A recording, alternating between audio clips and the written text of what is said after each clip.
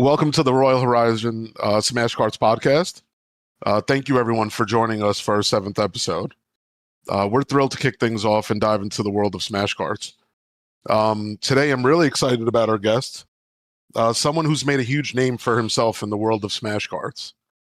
He's not just a top player, he's one of the very best. He has multiple championships to prove it. He's a key part of the legendary team Burn and Rubber, and a competitor who's pushed the game to new heights.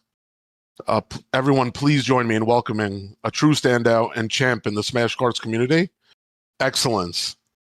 Welcome, bro. Welcome, Xe-Lence. Yo, thanks for having me. It's good to be on, and that was a very kind intro. No, it's really, really great to have you. Thank you so much for coming. Thanks a lot, Xe-Lence, for accepting the invite, and thanks, guys, for joining us today. And let's get things started. I think we should start from the beginning and to discover how Xe-Lence actually find SK and how everything started for Xe-Lence. So, Xe-Lence, how long have you been playing Smash Cards, and how did you first discover this game? So I started playing Smash Cards in January 2021, so close to 5 years. Yeah, so the story of how I started playing was actually so at the time I was in like an online lesson, like an online class, and I think I'd either completed my work in that or just I just didn't finish it and just was bored and moved on to something else. I can't remember exactly, but so then I went on like because when I was like younger, like even before that, there was a games website called Miniclip, which used to have like a bunch of different games, like classic games from like They 10 may years ago. they may not know Miniclip. I remember Miniclip. That's a long time ago. I used to Yeah, play that website too. yeah, and Sorry. Yeah. unfortunately, Miniclip is not the same now as what it used to be. It used to have like loads and loads of really cool games back in the day. But back then, so Smash Cuts was one of those games. It used to be on Miniclip at the time. So yeah, it was just something I took an interest in. I started playing it in January. I'd say for the first like 6 or so months, I was like on and off. Like, I used to play it, play some, maybe not play some on other days. Uh, and yeah, it was really something that like immediately I enjoyed. And I could kind of tell from early on that it was a game I was good at. And I think generally when you're good at something, it motivates you to continue playing it. And that's maybe why I've kind of stayed for all these years playing this game. All right. So you pretty much answered my like what I would ask is what kept you coming back to Smash Cards. Yeah. Is that the only reason? No, it's so I was like on and off for like 6 months. So for the first 6 or so months, I wasn't like totally invested in the game. But then so in game, because I wasn't on Discord at the time, I didn't know there was a Discord server or anything. But I think in game then there was an announcement. I don't know if Stecky did that, one of the developers did that, but I think there was an in-game announcement, and there was an announcement for the very first official Smash Cards tournament. And so I kind of looked at that and went, yeah, you know what? I'm pretty decent at this game. I'll join the Discord server. And from then on, really, like being a part of the community and speaking to different people, that's kind of what's inspired me to, keep going and keep playing the game. Apart from just like um, enjoying the whole process.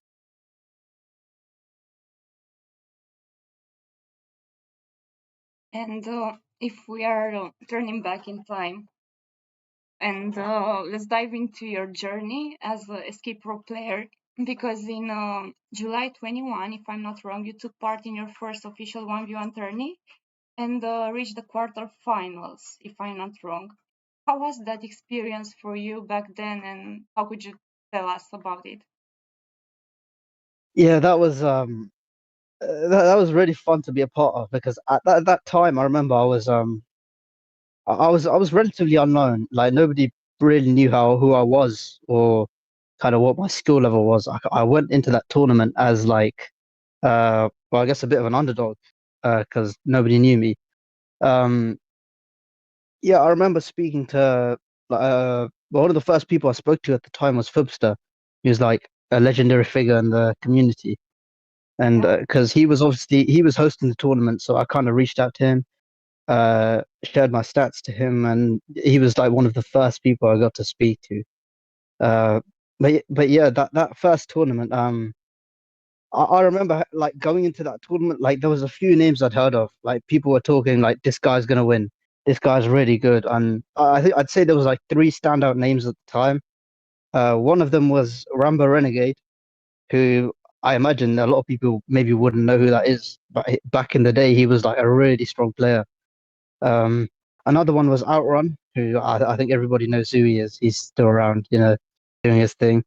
And then the final one was Alpha Zero, who ended up beating me in that tournament, and he went on to win that tournament. So it was justified, I guess, what people are saying about him. But yeah, so that first tournament, I remember like because we had a good match, me and Alpha Zero. At the time, it was a 3 minute 1v1 tournament because score target didn't exist then. Like that wasn't a thing. It was only the timer mode. Wow. So we had three matches. The first round it ended 3-3 all. We both had three kills. I remember, and then the second round it ended 4-all. We both had four kills in that one. So we were really close the first two rounds. Then it got to the last round, and we were one. We both had one kill, and then I think I got an invincibility, and I think I rushed towards him, but he like got like a really cool lob grenade shot on me. And so he killed me with his dog grenade before I could activate it. And I think he ended up winning that last round 3-1 or 2-1. I think 3-1. But yeah, and then so we had a good match and he managed to edge me out in that one. But from that moment, I guess it motivated me to keep going because I knew I could compete with, the best players at that time. And so, but yeah, immediately I could kind of tell, Alpha Zero, he was like one of the best at the time, and he won that tournament. But it was really fun to compete against him in the first one. Do you think he is the best one in 1v1 format, or do you have someone else in mind as being the best 1v1 player ever in SK? Or like a top three players in 1v1? Um, I think if you're saying of all time Yeah. best, uh, yeah, I mean he's in the conversation. I think like anybody who's really won a 1v1 tournament in that conversation. So you're looking at I mean, of course, Diamond Blade, Outrun, Alpha Zero, Goal. Uh, I guess myself, but I don't want to say myself. So, uh, The who greats else is never do. there? Yeah, yeah. SK user, NA. There's a lot of really good players. Dynams as well. Dynams is another one. Yeah. Like in like more the modern era, I guess, who's like really up there as well. Um, if you ask me personally, who's the best ever? For me, stylistically, Diamond Blade is like the hardest to play against. And it's mainly because like I'm generally more of a patient player in 1v1s. But he's generally like he's almost more patient than me, and Yeah. like his like I think my patience is my biggest strength, but it's probably the same for Diamond Blade, and that's probably why he's the best, I'd say. Yeah, he usually is taking his time and waiting for the opponent to make a mistake, and then he strikes. Yeah, he's really good at doing that.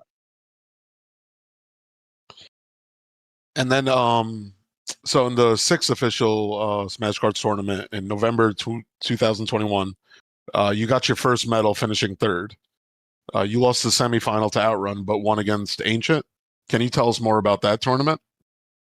I know it's a long time that ago. was yeah. I entered that tournament with the mindset of I felt like I had to come top three in this one because at this point I think I played in two tournaments, and both of them I lost to the eventual winner in the quarterfinal. I lost to Alpha Zero in the quarterfinal, and then I lost to Bamerica in the quarterfinal. And both guys they went on to win their respective tournaments. So this time I was like, if I get to the quarterfinal, I can't lose this time. We can't go three in a row losing. So yeah, I remember I played against Joe the Pro in the quarterfinal. And Joe, obviously, fantastic player. A legend himself. Yeah, we had a good match. I managed to win that, and then yeah, I played Outrun in the semi-final. I remember like preparing the day before because I was like, if I win this tournament, I have to beat Outrun at the time. And so I was trying to prepare for like different strategies, what I could do. Because it was a school target. It was one school target three match, so it's the shortest tournament like there's ever gonna be. um, uh, and yeah, I think he managed to win. I think 3-1. He beat me. He yeah I just wasn't on his level at that time. He was just like the best player in the world at that time. So yeah, he beat me.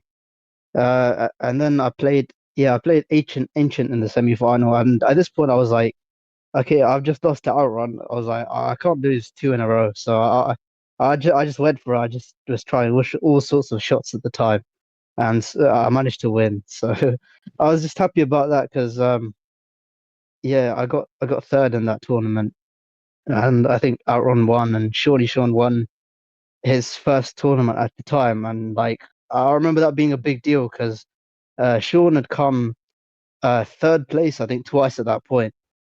And he was really wanting to finally get over the line and win one, and he managed to do it, which was a cool moment to see. Do you remember in which maps you play in the tourney? Yeah, it was on Smashful. It was one Oh, map. It was one yeah. So it was school target three, one round obvious only on Smashful, basically the whole tournament. Because that day, so Fubster he hosted two tournaments on the same day, which is like never been done before. He wow. hosted one. He hosted one when it was like 3 in the morning for me, and then he hosted another one in 3 in the afternoon. So within 12 hours of each other, Phipps hosted two tournaments. So shout out to him, man. He's a legend himself, Phipps. But yeah, that took a lot of work from him to do that. But yeah, I think it went really well. A lot of people, turned up for those. The refs did a good job, if I remember. I know. I also remember like after that tournament, I don't know. I don't think you guys were around then, but so the developers they did their like first voice reveal. So a lot of us were kind of in the voice chat. I wasn't speaking at the time, but then Stecky joined the voice chat at the time, and he kind of revealed his voice to everyone I've after seen that. I've seen that after video. yeah. So after I our remember tournament, he that. did he did the voice reveal. Actually, there's one thing I remember Stecky saying. Stecky said, I'd love to do this again. And he's not. It's been 4 years, and he has not revealed his voice since then. Oh, we'll get him. Don't so, worry. It's so coming. Yeah, yeah. coming So soon. It's coming soon. I think one conversation with everyone was enough for Stecky to just maybe never do it again. And after this tourney, I think in February 22, it was your first team tournament with United Titans. And back then, if I'm not wrong, Ancient, Constantinos, JTP, and you were teammates in United Titans. You guys won the silver medal and lost against Bolt Strike, if I'm not wrong. I think it's on YouTube, that game. I think JTP posted this game. Yeah, How was the experience and how was the atmosphere in the team? yeah. So my first team was United Titans. So I remember at the time, I because this was the very first teams tournament. It was announced it was announced at like the Christmas period at that time. I remember, and So I didn't have a team. I remember. I think I asked like Outrun at the time because I knew him. I knew him a little bit. We'd started to speak to each other. I played a bit against him after our match, and so I asked him if I could be on his team. But at the time, he said his team was full. He'd already had a team, so I couldn't join his team at that time. So then I decided I was like I still want to play in this tournament, so I'm going to try and make our own team. So I remember I spoke to first Joe the Pro and Ancient, and and they neither of those guys had a team, so we formed a team at that time. But then we kind of needed a fourth player, so I was thinking at the time, who could we add that's like really skilled? And I remember in like public matches, I used to run into Konstantinos. I used to just run into him. I didn't know he had Discord at the time. But yeah, I remember I played against him, and then I think he sent just a message one day on Discord saying, "Does anyone have a team?" And I kind of took him on board as well. So yeah, at that point, we had our team, and it was a really fun tournament at the time. Like it was obviously the very first teams tournament. We didn't really know what to expect. Uh, Especially our team, more underdogs at the time again, because like if you look at some of the other teams around that time, they'd had guys that had got gold medals and stuff. And we did none of our team had gold at the time, so we were like in like that fifth, sixth favorite range to people. But yeah, it was really fun. We got to play. We played against. I remember PBF, or if that's what they're known as now. At the time, I can't remember their team name at the time, but yeah, it was Arrow, Darkrai, and Vector. And Joe the Pro played like really amazing against those guys. But yeah, so we played against them. Then in the semi-final, we played against Northern Alliance, which is which is like a legendary team again. Like Rocket Frog was like one of the OGs. He was their captain. He used to host like a lot of the tournaments as well back in the day, and was like a big member of the community. But he had a team with Mo Gunning, Smash Me, obviously. He's obviously like a head mod as well. He's done a lot for the community. And Shaolin Monk, who I think is like an underrated player. But yeah, we got to play against those guys. We had like really close matches. I remember like it was three score target 20 rounds, and like all three rounds were it was 2018, 2018, and 2019. Like it can't get closer than that. And but yeah, we managed to win that one, and I felt bad at the time as well because it was so close. Like really, either of our teams could have gone through. But yeah, we managed to win that, and then we came up against Bow Strike in the final. And those guys, I think they were just a bit too strong for us at the time.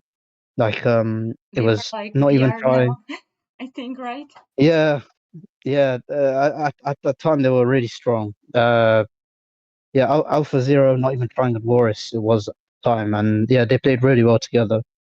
So we lost to those guys, but at the time, second place was a really good achievement at the time because I don't think any of us really expected anything to come second, reach the final. We did lose, but I think at the time we were quite happy with second. And then, even if United Titan got a medal in that tourney, you guys didn't continue the SK tournaments together. Could you explain what Uh, happened and why United Titan project didn't work out? no, so we actually did continue. We played another tournament in the summer of that year. Actually, no, it was May 2022. So so this is when so that was Fubster's last tournament. Fubster kind of stepped down after that. He wanted to take a break, and this is when Boss Angeles came in, and obviously, he used to do an amazing job with these kind of things. But he hosted his first tournament, and it was a month-long tournament, and you had to play like 20 different teams. Uh, so yeah, I did play with we United Titans. We did play again in that tournament. Oh, and what happened? Did you guys didn't finish in top three or against who? So Hey, yeah, so there was a lot of teams at the time. It was Project Destroy was one of them. Smash Crew was another one. There was a team called BKP with like Bulu, who used to be a YouTuber. Oh, wow. Yeah, he was in that team. And yeah, and also like uh I don't what's their name? A Project Blue Flare. Yeah, that's their team name. I forgot. That's the team Arrow and Darkrai and these guys used to be. That was their team name before. Obviously now they're PBF, but that's their name now. But those guys were in there as well. And yeah, I remember we played all our matches. We won most of them. But I think there was one team we couldn't schedule against. Like they weren't ready. They didn't have time. They weren't available, and so we lost some points there. And I remember there was a few matches we lost by like one kill. So we had some unlucky moments. We had some moments where we could have done better. Um, and yeah, I think I remember at the time Konstantinos like went on holiday because his I think he had to leave like midway through the tournament, so we didn't really have him towards the end of our tournament run either. So yeah, it was just I think we came like fifth place in the end. Just a few too many like close matches, few too many mistakes. Yes, and yeah, so we didn't end up in the top three in that one. It was a good performance. And United Yeah, Titans was your first team, or you had been on other team before? no, United Titans was my first team because we formed that for the first tournament. Before, because if you remember, like, well, at that time, like teams didn't exist until the first teams tournament announcement. Like, no teams existed. Like, there was no group of people who were like paired up together or like were on like, or there was no team names or anything. It was only after that announcement where people started forming teams. So yeah, it was my first team.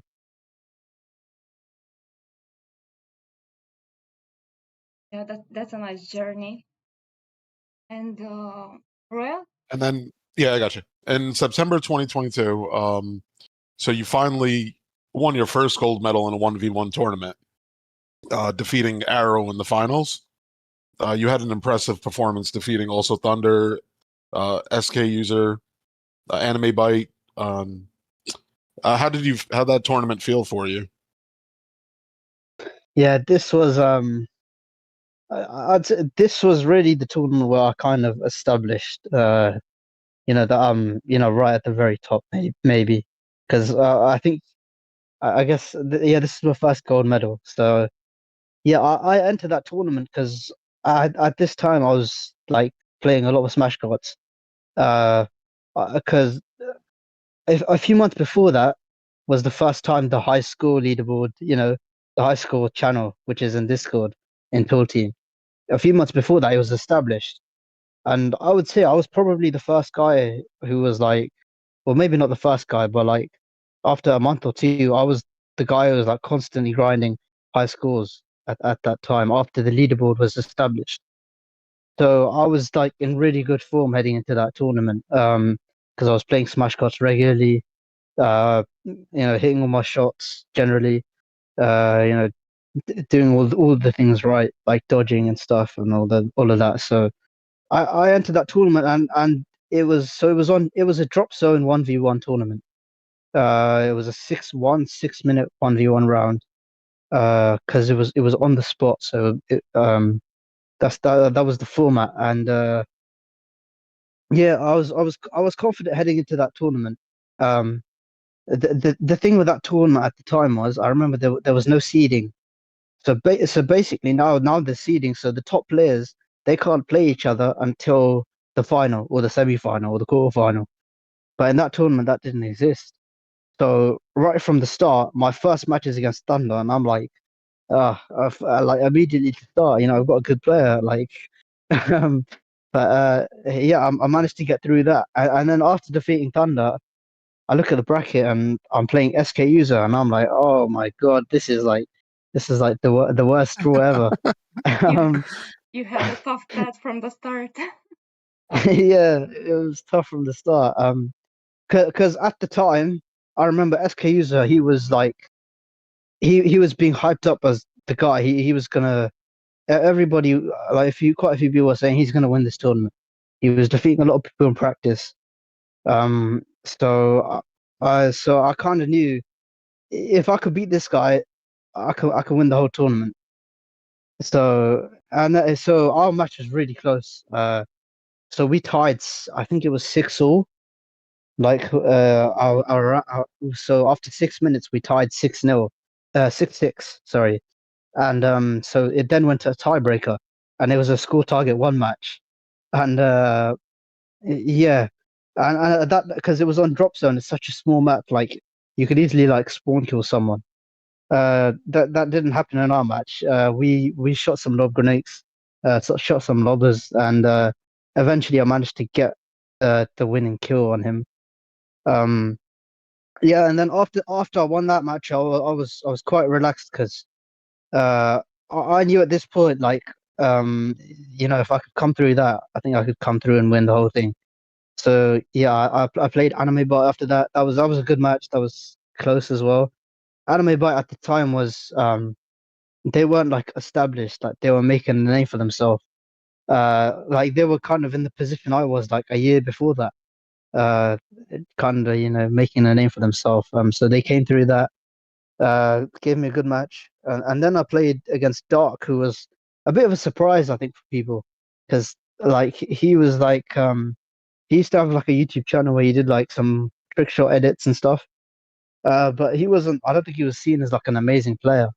But I played him. I managed to come through that, and he ended up coming third, which was surprising for people. But yeah, finally I played against Arrow, and this was a good match. It's a shame like neither of us were recording or there wasn't a streamer. But so I like raced into a lead. I had like a 7-1 or 8-2 lead or something, and then Arrow came back at me and he tied the match 8-8. So from eight Wow. two up, he tied it back to 8-8. Yeah, he did like an insane comeback. Um, and then at this point, in my head, I was thinking, like, if I lose this, it's the worst way ever to lose a final because you've completely choked away like an amazing lead. But yeah, then after that, I just composed myself and managed to get 2 more kills, and I ended up winning 10-8, and that was my first tournament win, which was a special one for me. Wow. For sure, it has been a great journey. I think many of Yeah, our escape players would have liked to witness those SK days. It's like the gold yeah, era of SK or something like that. At least for me, this is how I feel about it. yeah, for sure. I mean, if you just see uh, like even nowadays, like if you look at like the SK polling thread, like people are doing polls about all of these legends from those times, like who's better out of like I don't know, like Alpha Zero or Goal, like all these guys from 2021 and 2022, that era. Because it was a special time, because there was a lot of players who were unknown, and then we all kind of got to know each other and see how good we were at the game. Yeah, and also in the same year, in November, it was your first tourney with BR, and you guys won that tourney. I think you faced KDA All Stars twice in that tournament. Do you remember who played for BR in that tournament and how did it go? Yeah, so I guess I'll start with like how BR formed, Yeah, because Oh, here we go. Everyone, lock in. everyone wants to hear this. Let's go. um so the thing about this tournament was before this tournament, every tournament it used to be the European players used to merge with the Asian players. But for this tournament, I think I suggested this to Los Angeles at one point. I was like, there's there's not enough US players and there's too many Asian players. So what should be the case is the European players should merge with the US players, because then there's like a balance between the two regions, in terms of the amount of players. So this was the first tournament where Europeans could team with like the US players, which was exciting. So how BR formed? Yeah, so just before, actually, because this will be interesting, but just before this tournament, a week before Los Angeles announced he wanted to host a CTF tournament. So he made the announcements for a CTF tournament, but at the time there wasn't much interest for that. Like I think only three or four teams signed up because I think the regions were all separated. Like Europeans could only form with Europeans, Asian players were separate, US players were separate.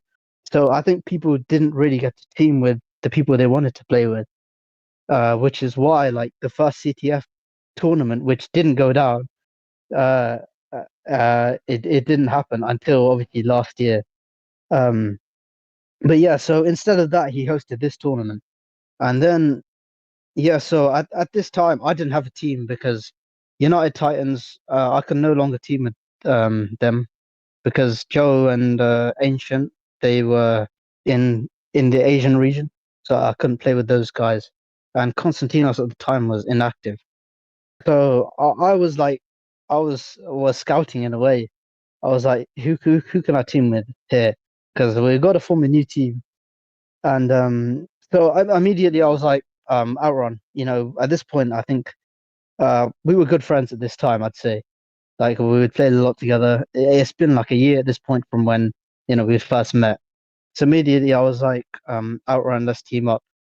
Uh, and so I did that. And then I was like, okay, we got two people here, we need two more.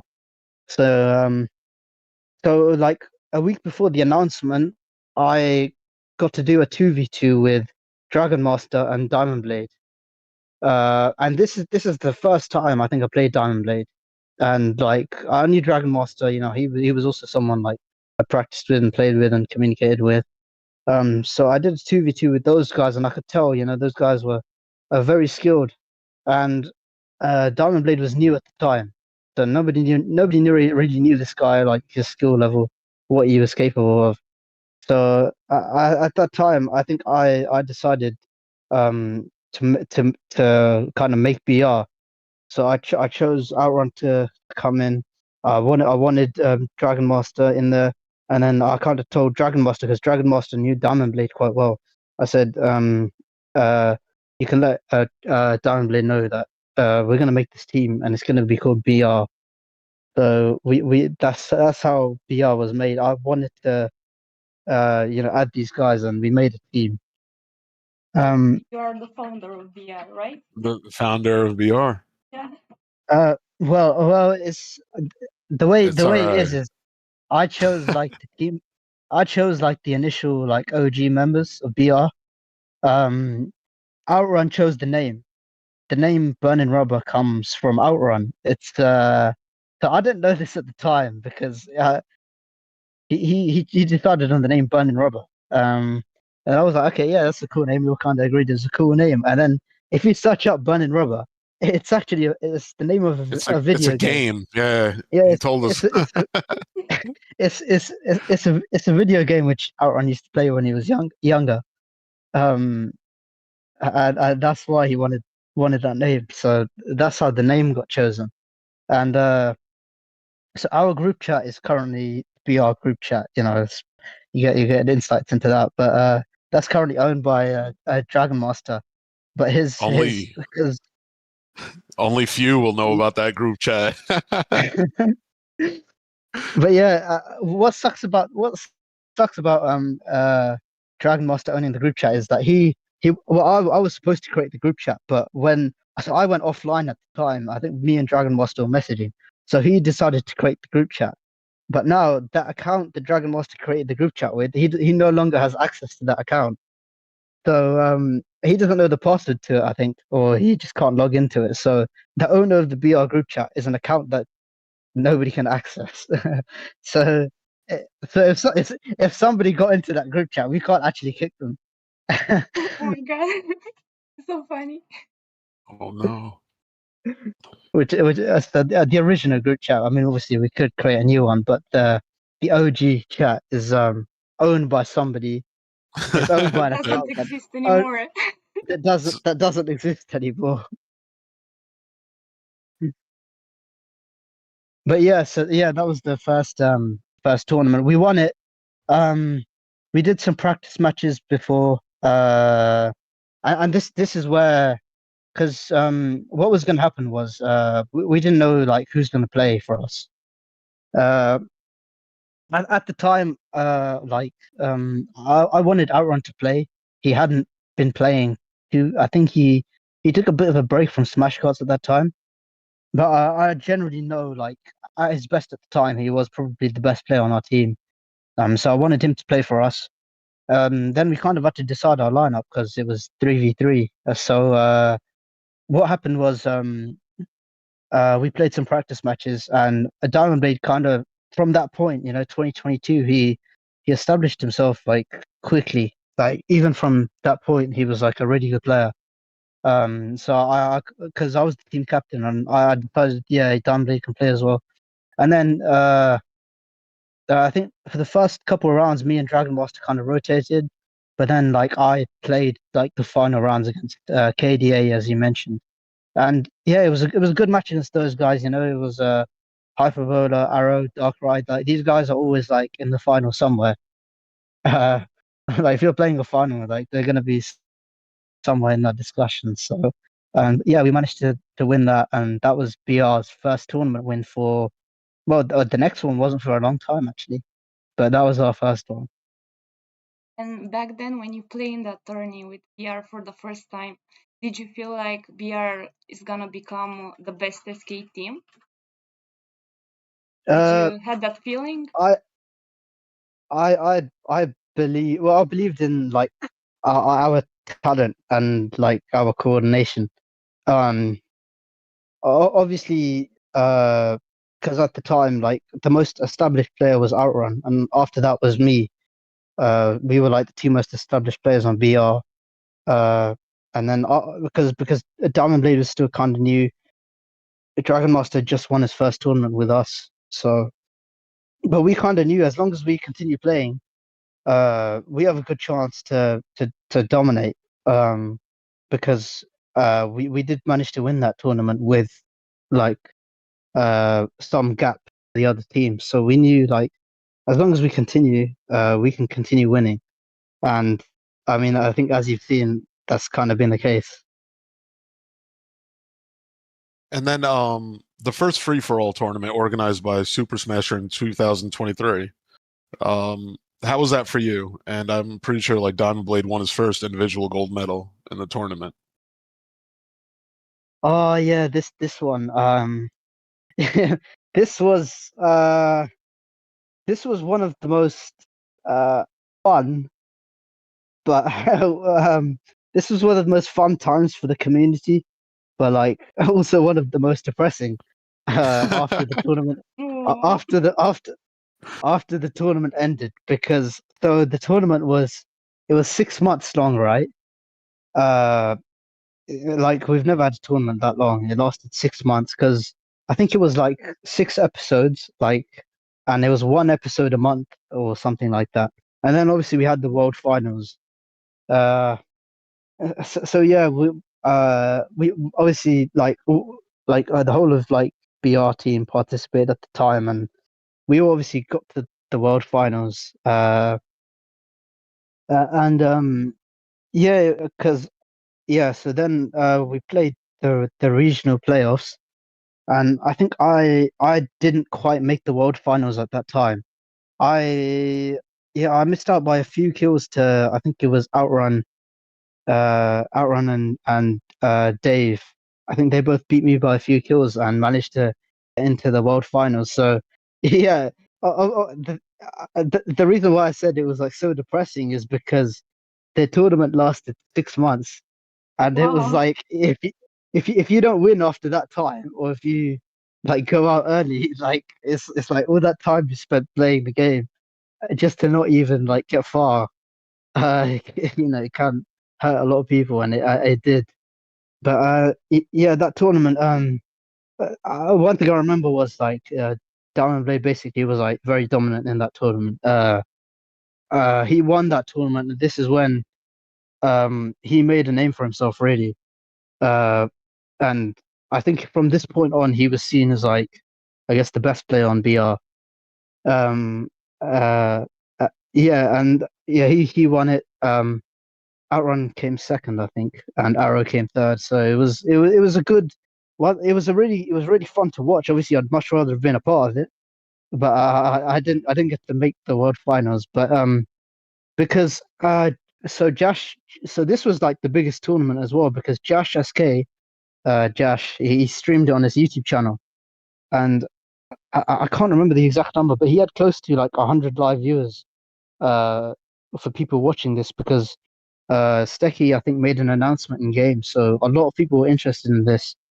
So at the time, this was like a massive deal, to people, and yeah, it was. I guess I was a part of the early stages, so it was a fun to be a part of, and also I guess fun to watch. And let me see. After this, I think there are some others 1v1 tourneys. I think there were two actually 1v1 low bars tourney. One is Smashport, and I don't know exactly the second one in which map it was, and also one with anything but machine guns. How was your journey in these three tournaments, and how did you feel about that period? If you remember anything from back then. Uh, yeah, I do remember because this was kind of a period where I guess I went through a bit of a dry period here where I wasn't getting to like the final or the semi-final of tournaments. Like I think one of them I was like disqualified in. I think I was like lagging, and so my ping was spiking all over the place, and I think I got kicked from one of the tournaments. Oh, Another but it happens, sometimes. I think another one I think I just lost to SK User. He was obviously a really good 1v1 player at the time, and I don't think I remember at the time I wasn't able to practice as much, and I think even when I did practice, I don't think I was playing too great. Uh, so I think I lost to him, and yeah, those are the two tournaments I remember, and I think after that I decided like I had to make some adjustments here. I had to change things up because what I was doing it wasn't really working too well. So like even me who's played this game for so long, like if you want to continue, I think competing at the top level, you have to really change how you play sometimes to become more unpredictable and to stay competing with the best players at the time. yeah, to keep improving your gameplay and also probably finding your gameplay style, let's say, depending on the game mode. Yeah, for sure. And then in the summer of 2024 and October 2024, BR took first place in both tournaments. The first final was against PBF, and the second was against TNJ. What were those matches like? Yeah, so the first the one that was in the summer of last year in 2024, that was those were really fun times because like well me because that was the first time we'd obviously played with Storm. Storm was recently added to BR, and so me and Diamond Blade, we kind of got to know him, got to know how he plays. And I think this was like the first time like me and Diamond Blade like became close friends because I'd say we were friends, but like at this point it was like we were in like a voice chat like nearly every day for like a few hours, just like practicing because we had a lot of free time at this time. So we entered this tournament, and this was like a dominant one for us in a way. We won every round against every team. And it's probably because like we were grinding so much. Like, I don't think we've ever played like that much Smash Cards together in like a small period. Um, but yeah, we managed to beat PBF again. Like as I kind of mentioned, like if you're going to win this tournament, you've got to beat like Arrow and Darkrai. At this point, Arrow, Darkrai, SK User, these guys were always up there competing. But then after that, the second one you mentioned against T and J, this was like this was because we played them in the previous tournament that we spoke about. This was when they kind of established themselves as like real rivals for us. Like they showed that they could like compete at a really good level against us.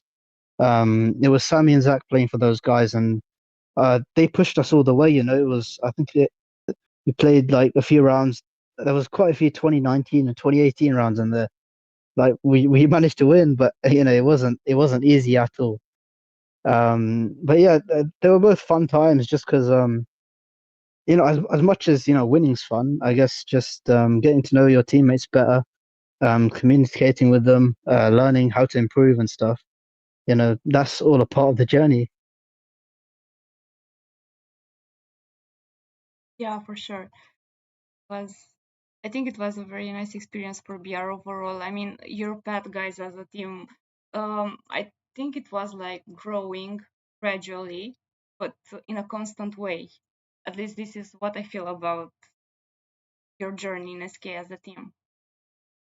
Yeah, because we also between November I think 2022 and July 2024 there was zero teams tournaments. And BR was around like that whole time, but we didn't have like a chance to win anything because it was like a dry period. There wasn't any really tournament admins. There was a lot of people who were quite busy with other things. So for like a year and a half, basically, there was no teams tournament. So BR, we just never had a chance to win anything in that time. So yeah, last year I'd say 2024 uh, was probably the first year we got to show like how dominant we can be when we have the opportunity. Yeah, and also I think in December 2024 it was an FFA tourney. I think Rebel was the host for this, and if I remember well, you won that tourney, finishing just 1 kill ahead of Kayoi. How did you feel about that match, the finals? Yeah, uh, this was like a special moment for me because uh, I think to be amongst the best players, you have to be good in every game mode. I don't think you can be good in just teams, just FFA. You have to be like top level in everything. And at this point, I'd already won a 1v1 tournament. I'd won a teams tournament. You know, we'd won multiple with BR. I think I felt like I had to win this one to complete the set to win a tournament in every game mode at the time. So that was kind of my mindset heading into this FFA tournament. And I was generally I was playing really well at this time. This may have been like maybe my prime in terms of like level. Like this tournament and the one after, which I think we're going to speak about. But yeah, this one I was playing really well. I was like consistent all the way. I had like uh the most points I think in the episodes. After the 4 episodes, I had the most points. So then after that it was the regional finals which I won, and then the world finals which again I managed to win. Like, and I think the reason I was like really happy with this tournament was because I was consistent all the way through. You know, like I managed to like place first in or top three in like nearly every round that I played in this tournament. And I think part of being a great player is being consistent. And I think this is really where I got to show it, especially because part of the journey, part of winning is also losing. Like I didn't win this tournament. This wasn't my first, you know, attempt. Before this, I lost in, you know, the Super Smasher tournament you spoke about. Uh, there was another one I think Hello hosted, which again I lost in the finals. Both of those tournaments, I came up short in the finals. So those losses, they inspired me to again just improve, keep playing consistently, improving my aim, improving my positioning, dodging, all of that. And to win this tournament, it was special because I felt like I'd completed the set. I'd won a 1v1 tournament, I'd won a teams tournament or multiple with BR, and then I'd finally had won a FFA tournament. And yeah, it was the best tournament I think for me at that time. You really had a pro mindset, like even you didn't win some tourneys before, you keep training and training and focusing on improving your weak points, let's say, in order to be able to win the next tournament, which it happened. Yeah, like I, because I personally I remember losing more than winning. Like I can remember matches I lost more than matches I can win. Like I spoke about that FFA tournament which I won, but I think I remember more from the ones that I lost more because it's really the losses that and how you learn from them that define you because you can then come back a stronger player and improve and show yourself and prove to yourself and other people that I can win eventually if I just change things up and improve. If I work on myself, and eventually you can, achieve great things. Uh, and so I'm glad I went through the journey with all the losses and all the wins to, become the player I am today, I guess. No, I 100% agree with you. And then, so now it's totally changed with the kind of tournaments that are coming. So how was your first official capture the flag tournament? Oh, this was amazing. This was the most fun I think I've ever had for a tournament. Uh, like I still can't wait for the next one. Hopefully that's coming soon eventually. But yeah, this was so fun. A part of the reason it was fun because this may have been the first tournament where BR weren't the favorite. Like generally we enter tournaments and it's like everybody expects BR to win. Like, oh, what's the point in playing? BR is just going to win anyway. This tournament was different because we aren't an established CTF team. We're like a team that's like versatile and we can adapt to any game mode, but we don't specifically train for CTF or specifically train for FFA. We just try to be good in everything, which is kind of why we, I guess, stayed at the top for so long. But yeah, this was special. It was so fun as well because obviously BR as a team we don't have enough members for a CTF tournament, so we have to find a few members. We got Sammy, Zach, and K George involved into our team. We wanted them to join us. They're really skilled at the game, and yeah, so we were just it was fun because we were all communicating with each other. We did a lot of practice because this was over the Christmas period, and I think a lot of people had free time. So we were playing against a bunch of different teams, and yeah, it was really enjoyable, especially because I I don't want to say we were underdogs, but not necessarily. I don't think we were expected to win, and so when we did win, it was kind of nice to, I guess, prove some people wrong Yeah, that we could compete, with the likes of you guys and AX. Obviously, you guys are a fantastic CTF team. Uh, Gamers, as well, a really good CTF team. Because we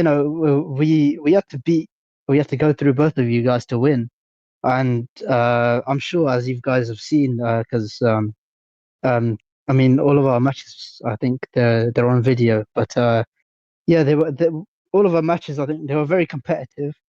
But we managed to pull through in the end, which was fun. But yeah, the reason I enjoyed it so much was because like it tests different skills, capture the flag, uh, which is enjoyable. And yeah, it was just about fun playing against people in a different setting, like because normally everyone does 1v1 FFA and teams, but CTF is different, and it was fun to go a couple months where everybody was just playing CTF, which was enjoyable. Yeah, for us, our US EU team, it was very fun to play against you guys in that turning grave. Yeah, that was a really fun match because the score was 0-0 for so long. And then eventually we managed to get the first flag, and from that point we were just able to protect our lead. But yeah, because you guys are obviously really strong in CTF, like you practice it regularly. Like it was really challenging for us to obviously win that. It was But like a stalemate until that point. At yeah, least this is how I felt the game until that point. yeah, I think I did mention in like our voice chat. It's a shame that because Diamond Blade recorded it, but his I think footage corrupted. So you couldn't hear like our voices during that. But I said I think maybe near the start of the match, I think I said whoever wins this is gonna be 1-0 or 2-0. It's gonna be so close because I can tell like we're gonna both of our teams are gonna defend. It's gonna come down to that one flag. But yeah, it was really fun playing against you guys in AX. Gamers too. We played them in the quarterfinal. And yeah, they scored two flags against us. They actually had the lead, and we managed to come back in that one to win 4-2. But again, like yeah, but yeah, and I feel like gamers were maybe like top three best teams. But with the way the bracket works, sometimes you play like um a really strong team or the strongest team maybe in like the quarterfinal. So whoever wins or whoever loses, they don't get a chance to come in or get medals or prizes just because of like the way the bracket works, which was I guess a shame for them because they pushed us all the way as well. But yeah, I would say I can't wait for the next CTF tournament because uh yeah, I'd love to play you guys in AX again. Like you guys pushed us all the way. I definitely want to play you guys again, and also probably gamers as well, because I've heard big things about those guys, and it should be fun the next CTF tournament for sure. Yeah, Those for games sure. feel like the longest. Yeah, Yeah, it but is. are the best Like, games no, actually. they're the best games, Yeah, but they feel like forever. Like it's Yeah, like it's like no room for mistakes. The person that's gonna win is the the is one like who the stay first focused the the most. one yeah yes that for yeah, one, and it's gonna yeah, be the first critical error that costs the match, yeah. Because and it could be I mean, such a simple thing, you know. yeah, because against you guys in AX, like the flag point we scored the first one, it was so chaotic. Like, um, if you see like if you see like because K-Judge picked up the flag and then like Diamond Blade activates his star. He doesn't pick up the flag with his star. He uses it to kill someone else. And then K-Judge is driving like somewhere. And I remember I was telling him I had spikes. So K-Judge is like he goes in the corner, he gives these spikes. I try and pick up the flag, and all of a sudden my is just there to kill me. Uh, Oh, so that man! If he's coming after you, he's coming. he, yeah, yeah. So my high killed me, and then Storm picks it up, and then he scores the point. But then you just see like everybody dies immediately after. I think that sums up the match. Like it was so chaotic, and like everybody was dying, and everything was going on. It's the perfect Yeah, match. yeah, that's the funny part actually when you look back. You are laughing when you think, oh, this is how we score, or oh, this is how we lose, stuff like that. Yeah, yeah, it was funny. Yeah, I can't wait for the next CTF tournament. I think that was definitely the most enjoyable time for me. And it was probably like I was probably in my prime then. As in, I don't think I've like trained as hard for like two tournaments back to back as I did for that FFA and CTF tournament. I remember at that time I was playing really well, and like um I guess most people would like say like Diamond Blade is like the best player ever. That's the closest I've probably ever been to him. Um and yeah, and that's probably part of the reason why I think we won that tournament was because everybody was playing at such a high level. Yeah, Because we were all really, really motivated to perform and win as a team. yeah, I remember that game. All of you play very, very well. Yeah, for sure. You guys as well. That's why it was so enjoyable because I think both of our teams played so well.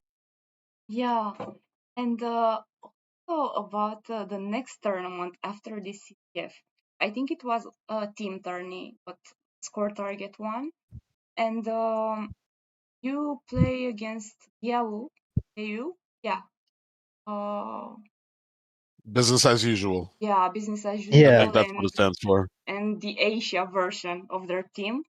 And I think that was the moment when, for the first time, BR was challenged because you lost against them, if I'm not right, and also had a great comeback and winning the tourney in the end. How did you overcome those, let's say, difficult moments? And what was the atmosphere in the team back then? Yeah, so this was the first time we at least like I'd experienced BR lose. I'd never been on the losing team at this point with BR. We'd be challenged, like P&J challenged us.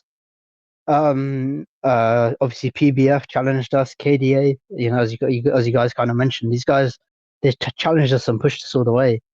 But this was like the first time we'd lost to someone, and so our first loss came against business as usual. We lost to Rayday's team, and I think there's a couple of reasons I think for our loss. One of them was uh, I think we kind of underestimated them a little bit because at this point because this was in like the group stages, and I think we'd qualified for the next round, and I think we kind of thought, yeah, we should be able to win this, and progress as first place comfortably to the next round. And as it turned out, that wasn't the case. And that was a mistake. You should never underestimate like what you're playing against. It doesn't matter how many times you win. That was a good lesson for us to learn. But yeah, also I remember we played that match. At least for me, it was 12 in the morning. I played that match. I think it was 12 a.m. Wow. Because I think they didn't have much availability at that time, maybe, or it was something along the lines of we just couldn't find a time to play. So we played at 12 a.m. and I think we didn't voice chat either for that one. So we kind of entered it blind, but these aren't at the same time, they were better than us, I think their aim was better than ours. They were coordinating better than us. Uh, Everything generally, they were clearly at that point more disciplined and playing better than us. They spent more time uh perfecting like their craft to challenge us and prove that they can beat us, and they did, and they did deserve to win that round. So that was kind of a wake up call for us that you know um we could be defeated. So then that was our first loss of that tournament, but then we lost another round. So at this point we're in like the finals stage of this tournament, and we're playing against Smashing as usual. So this is Simrat, Thunder, Joe the Pro, and I can't remember the last team member, but Adreno, it was Adreno. Um, but yeah, so this was like the final round, and so if we win this, we would make the final. But if we don't win this, we still get another chance. So at least there was that for us. Otherwise, this would be the end of our tournament there. Um, but yeah, so we played against these guys, and the first round we lost on Gravel Pit, which is normally a good map for BR. Like it's one of my best maps definitely, and me and Diamond Blade are good on there. But these guys again, they outclassed me and Diamond Blade on that map. They won, I think 2017. They got the win over us, and then the second round, then we did a comeback. I think it was on Smash Island, and we managed to tie the game 1-1. Uh, but actually, Storm played instead of me because Storm is really good on Smash Island. So he played instead of me. I sat that round out, and then the final round was on Stecky Speedway, and yeah, they managed to beat us there again, and this was like our second loss of the tournament. So they won that round, and like this was like the big wake up call for us because at this point we realized like we can't afford to lose now because we would lose the whole tournament. Like this was it. Like we had to train properly to win this time. So basically, at this point, I was like, because Storm was busy at this time. I think he had some IRL stuff going on, so uh, it was down to me and Diamond Blade to win this for us. So, and unfortunately, because of time zone differences, I can only play with Diamond Blade on weekdays at like 12 in the morning for me. So, I stayed up. I decided like if we're gonna win this tournament, I've got to stay up. So I stayed up at 12 a.m. like nearly every day. And at this point, we decided, yeah, we're gonna take this seriously. So we trained hard. I don't think we've ever trained as hard for a tournament. Me and Diamond Blade spent a lot of hours practicing. Um, uh, so we'd have no excuses on the table. Like if we lost this time, it was like fair enough. We can't say anything. But in the end, we managed to win, and this was like a real reality check for us that uh, you can't underestimate anyone, and just how good like people are getting nowadays. That like the level is only going up. A lot of people are getting better. Skills of people are getting better. They're training harder. And we really had to work to win this tournament. But I'm proud of us that we did it because it was really the first time we went through adversity as a team. We had to change how we operated. We had to change our mindset, how we trained as well, the amount of hours we were playing to win in the end. But I think it was worth it in the end, not just for the rewards, but also to bring us closer together as a team. And then I know you like touched on this before. What advice would you give a team or a player going through a rough time during a tournament? I would say you just have to remember remember like mistakes you make, remember like the errors you make, and try and learn from them, whether that's in practice or in the next tournament. Because I myself I've lost, a lot of people, I've lost many tournaments. I've won many tournaments, but I've also lost many tournaments. You're never going to win every time unless you're, I guess, Diamond Blade. But yeah, Crazy. losing is like a part of getting better, like because you learn from the mistakes you make, and try and just keep practicing in different game modes to improve. That's at least what I do uh because otherwise like there was you have to make use of your losses, like you have to learn from them, otherwise you're not going to get better, I'd say. And what do you think makes BR so consistent and keep winning games after tourney after tourney? Because probably the whole community right now thinks that BR is unbeatable. So what's the secret? Oh, here we go. um it's like it's a combination of things. It's a combination of practice. Like we've practiced a lot together in different game modes, so we're like versatile, we're good in everything, which if you want to be the best, you have to be versatile, you have to be good in everything, every game mode. um it's a combination of our coordination. I think as a team we have like really good teamwork. um and that's something it doesn't just, you can't just improve on your teamwork overnight. It comes over, well, I guess in our case it's a few years. Like we've practiced for a few years together now, to refine our craft and get better as a team. So our chemistry is as good as it can be when it matters most. um it, I can't just say it's all just practice. It is also like natural talent. Like you do have to be like naturally talented at the game, in some capacity, and then the natural talent you have, you can also build on that, like just from practicing uh, in public matches and private matches. You can build on that with the more you play. It's also experience, because if you look at BR, Diamond Blade's been playing since 2020. Myself and Outrun, I think Outrun as well has started in like December 2020. I started January 2021. We've got like 5 years of experience under our belt. Like if you look at just the three of us, and that goes a long way with like um how good you are at the game and how good you are in different aspects because you've trained it for so long at such a high level that so I'd say it's a combination of like experience, teamwork and coordination.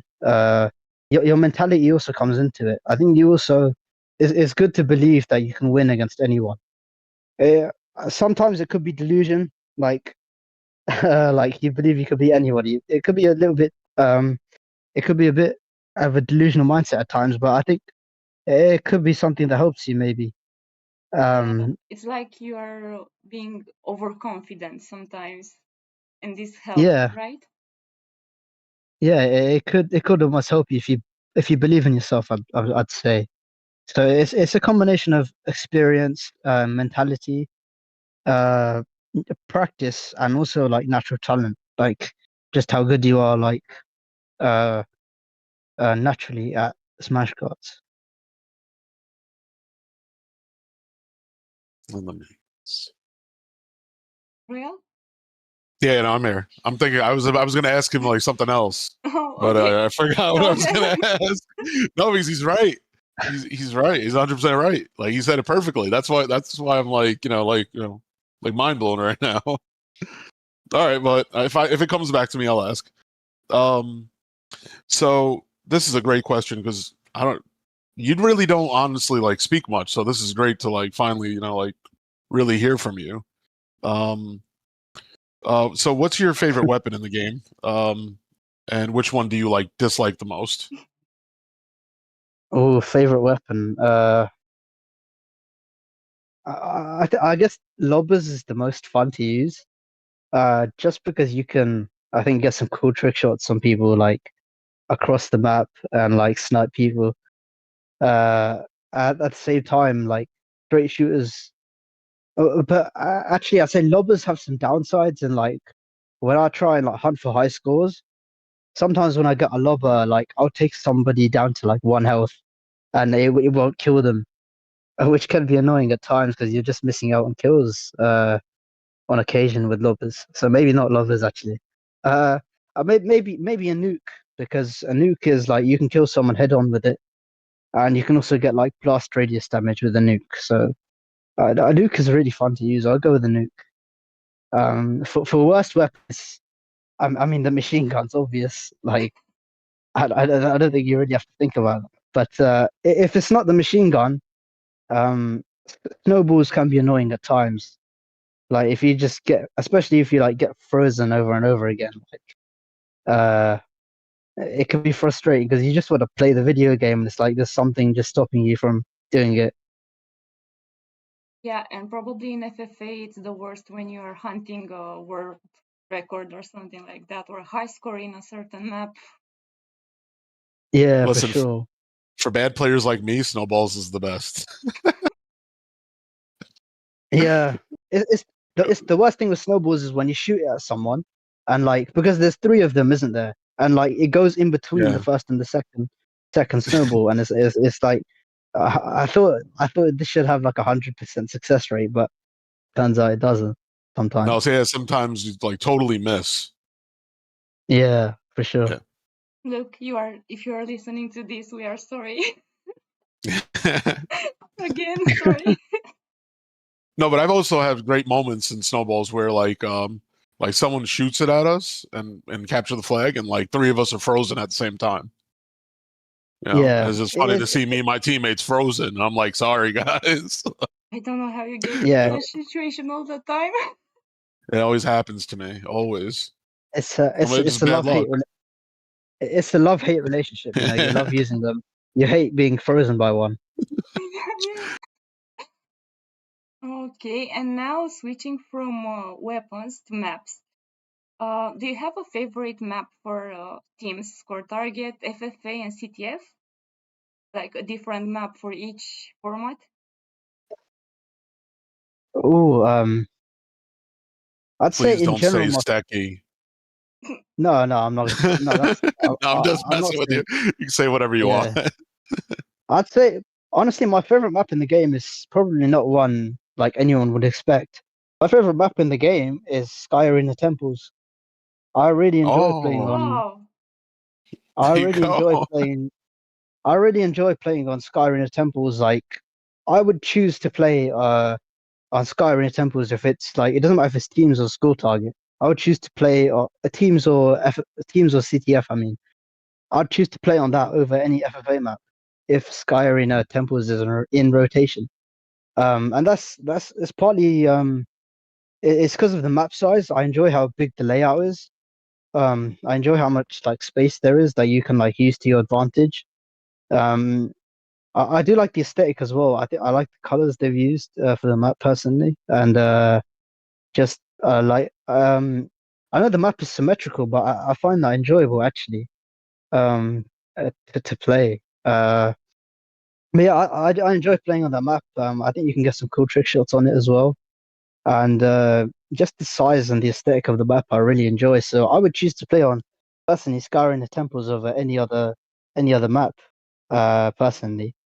Um, but yeah, if it's not that, I would say oh, I guess like a map that has like a special place in my heart is Drop Zone, Skyrim the Drop Zone, because it's the map, it's the only map on the leaderboard where I hold the world record on it, and I've had the world record on that map for like over 3 years because it's never in rotation, so nobody can take it away from me.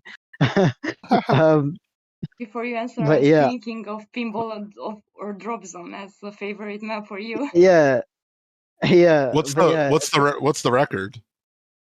So I have 25 on that map, and it's Oh not been wow. in rotation for like 2 years, so I've just had that record like that whole time.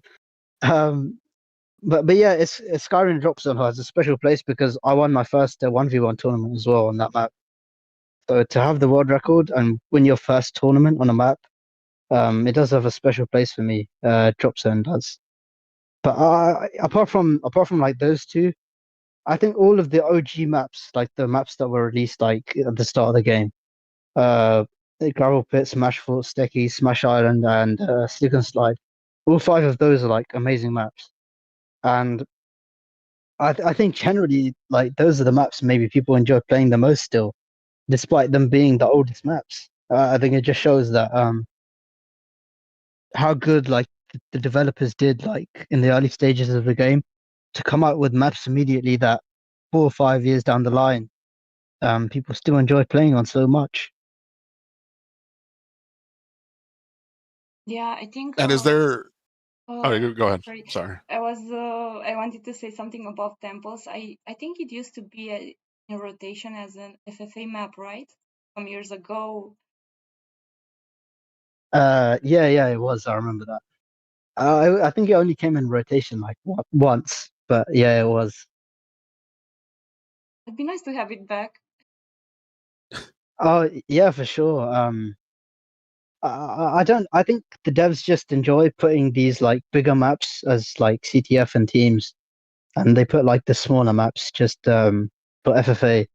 I guess just to balance it out because you can't have like there's no such thing as like a gravel pit CTF. So There uh, used to be. Let me tell you. Yeah. There was at one point. yeah, Only but I only guess few will know. Yeah. I guess from the developer's point of view, if you can't. Yeah, obviously Gravel Pit and Sticky Speedway, you can only put them in FFA rotation. Like they did that. Like, um, I guess you can do teams, but they don't prefer to do that for some reason. But yeah. And then is there any specific type of map you would like to see added to Smash Carts?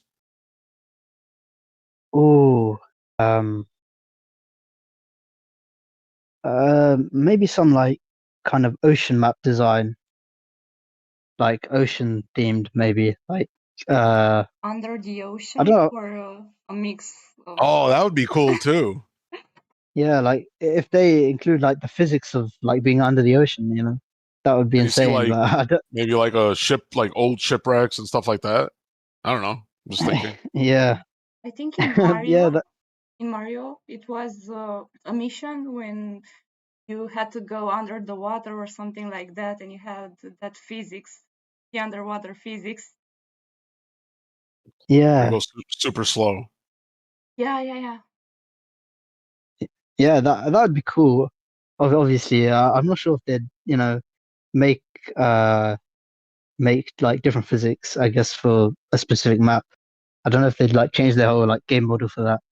That would be But if they different. did, if they did, it'd be amazing if they could do that. Yeah, for Or sure. even like different like maybe like cities in the world, you know?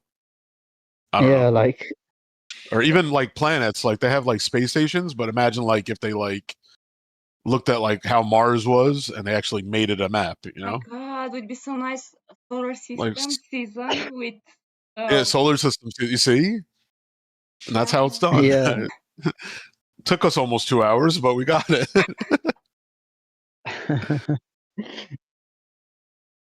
And Excellence, what is your favorite game mode overall? um uh in terms of hours I've spent the most playing probably FFA. I think so, just because when you're grinding for high scores, you can only really do that in FFA. Uh, I think my favorite game mode is probably it might be CTF, to be honest. Like There you go. You I do see? yeah, like, genuinely, like it was probably the most fun time period I've had playing this game. Like that tournament, and also just the game mode in general is fun to play because um like it really tests different skills.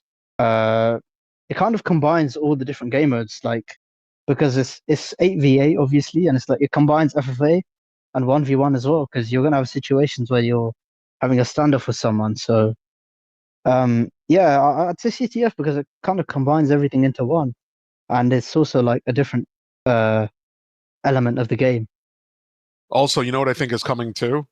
For CTF? The stats. So that's going to be huge because like you can't Oh, believe like someone like me's only played like 8,000 games. You know what I'm saying? Like cuz oh I don't yeah, think for it takes sure. into like even kills, deaths. Um so I'm told I think they're going to add like or this is what like on the podcast with Luke where he was like talking about it where like how many times you scored the flag, you know? Like stats like that are going to come. So that's going to be crazy to see like finally like like for capture the flag players, that'd be huge, you know, because you could actually Oh, get a taste of like, like who scores the most flags and stuff like that, you know? Yeah, at least it'd be great if the games could be counted because um, some CTF players like me don't play a lot of FFA, so our stats are pretty weird. Even though I basically learned how to use the weapons by playing CTF, so it's kind of weird because I have a few games played, and probably many people when they see a CTF players or when they used to see, like 2 years ago when I started to play SK, when they used to see the CTF players, they were thinking, "Oh, this person is a hacker." Yeah, yeah, they're it's not. They also just like don't. Yeah. yes, yeah, especially like sometimes you run into people in public games and like they're playing really well, and then you check their stats and you're like surprised. But it's because like they've played a lot of like CTF and stuff. So you You're don't, like, but you Kate, don't get yeah, you you're don't get like, Kate, representation of their skill level. Because those stats that they've accumulated in CTF they just don't count. So you don't get to know how good they are. you're like KDR 0.37, but he's really good. Yeah, That's what I'm yeah, yeah, saying. yeah, for sure. Especially because like I've noticed like I've seen a lot of people post like really good CTF rounds they've had where their KDR is like 3 or 4, something crazy, and it's like, but obviously that doesn't show up in your stats. Like your KDR could be much higher, but the CTF it doesn't count it, unfortunately. It just exactly that. But hopefully, like one day that's gonna change probably soon. Yeah. And then, is there like a new game mode you'd like to see in Smash Cards? Oh,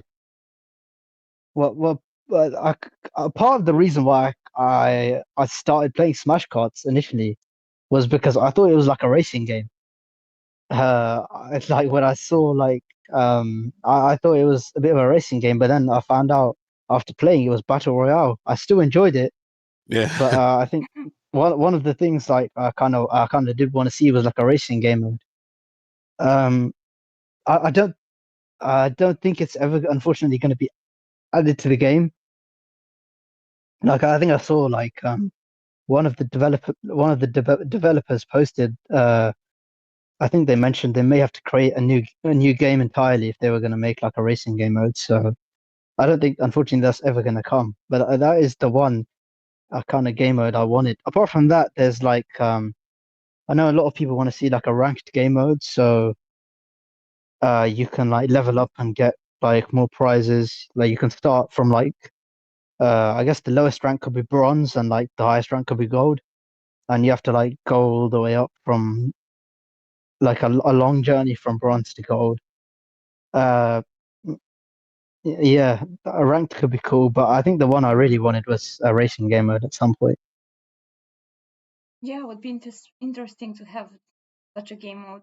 I think Obi Roads is a bit similar kind of concept, but just a Mhm. bit. Yeah, yeah, for sure. I It mean, just it I did just play. needs more time. Yeah, I mean, because I play a lot of Obi Roads, and it's very much like, apart from Smash Bros, I do play Obi Roads, and it's very much like a perfectionist game. Like, because it's really about setting the fastest time in like um a time period, and like you have to get over these obstacles in like the quickest time. And yeah, so I guess that would be similar to maybe a ranked mode in Smash Cards. Yeah, for sure.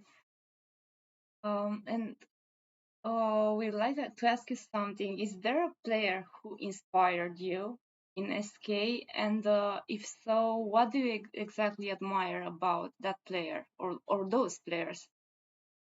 Have more players inspired you?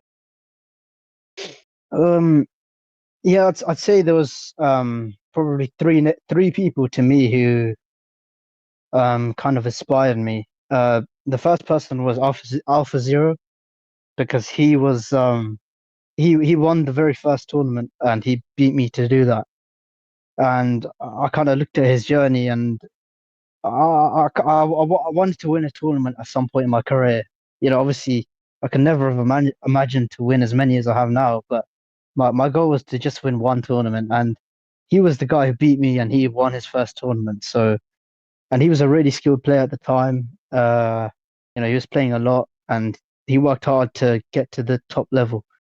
So he was like a big inspiration for me. After that, after him, it was also like Outrun. He was the best player for like a long period of time, uh, for like 2 years probably, and uh, he obviously defeated me as well at one point, and I was playing with him quite regularly to try and almost match him and get close to his level, so I could compete with him and challenge him regularly. He was like a big inspiration for me, and then after those two guys, it was Shawnee Sean. Shawnee Sean was a big inspiration for me because I used to watch his he was like the first Smash Cuts YouTuber I used to watch. He used to make like some really cool videos with commentary as well. And his it was fun to see his journey as well because he I watched his video where he played in the first Smash Cuts tournament and he came third. And after that he again came third and then he eventually won in the end. And because I was there from the start and I got to see him lose and improve on himself and then eventually win. That was inspiring to me because I kind of went on a similar journey myself. So yeah, it was those three guys, Alpha Zero, Outrun, and Shawnee Sean, who probably inspired me to improve and get better at Smash Cuts. And Yeah, then Oh, I'm sorry. so you. No, Yeah, you're good. I Go was ahead. about to say that the three of them are amazing players didn't see Alpha Zero playing. I mean, I saw him playing, but only on YouTube. And the same goes for Shanishon. But yeah, all of them are brilliant players. Yeah, for sure. It was the golden era of Smash Cards. Yeah, Yeah, but We just missed it. at the same time though, in a few years people will look back at today and they'll say this was the golden era. In a few years' time, people are going to look back at what we're doing today and like what's been happening here, and they'll go, "This was the golden era for Smash Cuts as well." yeah, It's just really how time works, you know. Obviously, we're in 2025, so we're going to look back at 2021 and 2022 as a golden era. But in like 3, 4 years' time, they're going to look back at 2025 maybe as a golden era of Smash Cuts. It's just, you know, it's just how time works. yeah, exactly. And then it's almost answering the question for looking back. What differences do you see between the early days of Smash Cards and today? Oh, what differences? Uh, well, I It think feels like back then it's like everyone was like a pro that you ran into. um, That's what it feels I do like. I do agree, but um, the players today are better than the players back then. Like, I know, you know, we can look back at these players and, you know, that say that they're legendary and they are legends, you know, but it's just like Smash Cuts now is 5 years old. A lot of people have been playing this game now for 3, 4 years. They've improved the skill. I think generally the players are more skilled now because they've spent more time on the game. They have to practice in different game modes as well to get better. So this players are definitely more skilled today than they were back in 2022, 2021. Like I think people would be surprised because you know the some of the players from back then, you almost put them on a pedestal. Like you think like they're impossible to reach. Like they were so good, it's impossible for us to like compete with those guys. But actually, I think the people today they're more skilled and they could definitely easily compete with those guys. It's just you know how it works in different eras. You know, the longer time goes on, the better people are gonna get. Especially in a game like Smash Cups, which is now it's 5 years old now. You know, or you look at Diamond Blade. Uh, Diamond Blade today would absolutely destroy a Diamond Blade from 2021 just because he's a much better player now. He's played for a lot longer. He's more experienced. He's mentally stronger as well. So I think the skill gap is a big thing. The players are much better today than what they used to be. I think it would be interesting to see like an official tourney um, between the gold era of SK, let's say, and the new one, like playing against each other, different game modes. Yeah, for sure. Like if you could have a tournament where like all the best players were in their prime and you just put them all in one tournament and see who Yeah, comes out on top, that would be amazing to see. It's unfortunate that's never going to happen, but um, I guess it's fun to dream. yeah, exactly. And let's switch from SK to excellence as a person. Uh, could you please tell us what hobbies do you have or what do you like to do in your free time besides SK? Um, Hobbies outside of Smash Cuts. Yeah, So I'm into like a lot of sports. In terms of what I like, I enjoy swimming. Like I do like to swim quite a bit. Um, that's really the main sport I kind of am into and I enjoy the most. Um, uh, Apart from that, I enjoy watching like football. Formula One is like a big sport for me. I enjoy watching Formula One. Like any if there's like something which involves cars and like driving, I'm probably into that. um, but yeah, I also yeah. So I say football and Formula One probably like the two sports I follow closely. Apart from that, I also follow boxing and the UFC. I do enjoy a bit of like combat sports as well, in my spare time. Oh, do you play like kickboxing or boxing, or are you No, practicing? I don't. No, I don't do boxing. The only sport like I do like regularly is swimming. Oh, Swimming is swimming. like Okay. yeah. How long have you been swimming? Oh, Like, like well, it's been like like on and off. It's been like on and off, like in like the COVID period. Like I kind of just stopped for a while. Well, obviously because I mean you weren't really allowed to, and you couldn't. But yeah, it's been like probably like 7, 8 years where oh. I've like enjoyed doing it. And yeah, yeah, I do really enjoyed that, even though it's been like on and off at times. But whenever I do like get in the pool, is fun for me. And And could you? then do you like what about like any like certain type of music? Yeah, yeah. I was about to ask the same thing. Yeah, exactly. Oh, what are you saying? Do I play an instrument? No, like do you both, I guess. Do you Oh, play an instrument or like uh, what kind of music do you listen to? no, I don't play an instrument. I guess I used to in school, but not anymore. Don't worry, Just they forced me to like try to like yeah, in music class always. yeah, just a part of music class it was. But no, I guess what you want to know like different artists I'm into. Yeah, exactly. My Don't be shy. um uh I like I'm a fan of Eminem. I like a lot of Eminem songs, to be Let's honest. go, bro. Oh, right. That's the first. Eminem's he's a goat of the scene. So yeah, This, I'm a big this fan of man his. listens to Eminem before every tournament, and that's why everyone loses. Do you like Hertz? I think they are from. They are a simple band, as far as I know. I don't know if you have heard of them. Did you say Hearts? Hertz, yeah. I don't recognize the name. I'm sure Oh, the thing is like I'm sure I've listened to like a song of theirs at some point. Like especially when you use like Spotify or YouTube or whatever. Like they'll just come up in your mix and you'll hear them. But I don't recognize the name.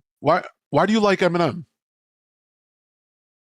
Um No, I'm just shocked. I didn't expect it. That's why. That's why I'm asking. no, he just uh he's a good artist to listen to. I like you know he can switch it up as well. Like he can do like different like emotional songs. Yeah, But he can also just do songs where he raps really fast, and I enjoy like both. He's got like a lot of songs of different variety. And I just enjoy a lot of music he has produced. yeah. No, definitely And he's also like one of the best. he's and he's also collabed with like most of the big names in like music. So so if you hear like uh other artists, like you'll get familiar with Eminem as well because you'll just hear a lot of his songs. And Yeah, who else? he collabed with Rihanna at some point some years ago. Mhm. Yeah, for his Yeah, recovery album. That was a good yeah. album. Let me tell you.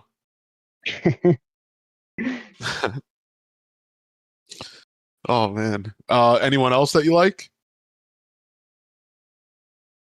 um I listen to Rihanna as well, to be honest. Rihanna's a good artist. Like on the topic. Like we need Rihanna to drop a new album soon because she hasn't dropped one in a long time. But yeah. Do you like her first song better than the Nuance? Uh uh uh it's a mix really. Like what's I've been listening to a song Diamonds recently. quite a bit. Is that the one where you shine bright like a diamond? Is it? Or my bug? Yeah, Yeah. yeah. I've been listening to that a bit. But apart from that, her song with Eminem, I forgot what it's called, but that was a good song. I love the way you lie, I think. Yeah, I love the way you lie. Yeah, And I used to blast that song back in the day in my car. yeah. Especially like that era of like 2010s, late 2000s. It was a good era for music. See, Yeah. now me and Excellence can say it's the golden era. Great time. Okay, I think we can switch to the questions The as questions. Q&A session. Okay, we have the real gamer asking, Here we um, go. The question he gets all the time. how are you so pro in Escape? He just told you in 2 Uh, hours. yeah, it's just like a combination of playing for nearly 5 years. I've been playing. So you build up a lot of experience just practicing all the time. Uh, it's also like as much as it's like your talent like in game, it's also like the mental side of things. Like you have to like be quite resilient to continue like performing all the time and to stay at the top level. Um, yeah, it's a combination of those two things, and also just like uh, trying to stay consistent, practicing regularly. Yeah, well, I'm not saying to practice every day, but like try and practice whenever you've got some free time, and you'll improve. Honestly, just the more you do something, the more you play something, the better you get at it. So that's really my advice because that's what I did, and it's generally worked for me. And then for the second question, I know you answered this already, but so it's from IK882. Their question is, what's your favorite map and why? I know you said I mean, temples You, because of yeah, the geography of it. yeah.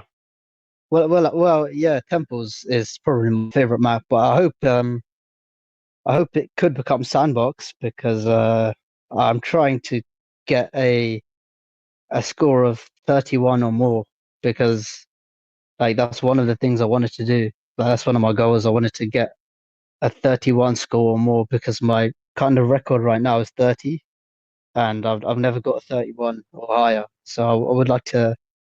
So maybe if I get a 31 score in Sandbox, which is currently in map rotation, it could become my favorite map. Who knows? and the next one is from the real gamer again. Can you beat Diamond Blade in a 1v1? Uh, I mean, I can beat him like once or twice, definitely out of like But can you do it um 3 times? No, I'm just joking. um consistently. No, I can't beat him consistently. I can beat him. I'd say if we played like 5 rounds, I could win like one or two maybe. But yeah, to beat him consistently is hard, especially for me because stylistically, I think his biggest strengths when it comes to like patience and stuff. They're also like my biggest strengths. So he kind of takes away like the advantage I have over other people. So Diamond Blade's like probably the hardest person for me to play in a 1v1. And then so the next question, I think same person. Um, how do you feel about getting the BR topper in Smash Cards? Like I guess the new one Oh that you just yeah, got. yeah, it was That's really cool, by the way. That's really yeah, cool. it was amazing to get it because so obviously we won the recent tournament that just happened, which was again a really close tournament in the end. Like we had a really close match in the final with PNT, which was Max F and K George's team. Like they pushed us hard all the way. Um, but after we won that tournament, because we already had all me and Downblade already had all the goal items, so we kind of were like, could we get something different? And so we had the idea for like a BR topper, and we approached Luke about it, and he said yeah, he was happy for him to like make this for us, and so we kind of had the idea. Uh, I kind of wanted like the laurels on the outside, and I wanted like the world champions text on like the bottom. That was kind of like my design idea for it. And then Diamond Blade wanted like the trophies in the middle to represent all of the tournaments we'd won, and also like the tire, like if you like on the back and the front there's like a tire which kind of represents Burn and Rubber as a team, like what it means to like burn rubber. He wanted that on there, and then Luke Puke finally added like the VII text, which like represents every tournament we've won. So it was like a combination of our three ideas to make this topper, and yeah, it's a really cool topper. And I'm glad I'm thankful to Luke for creating it for us.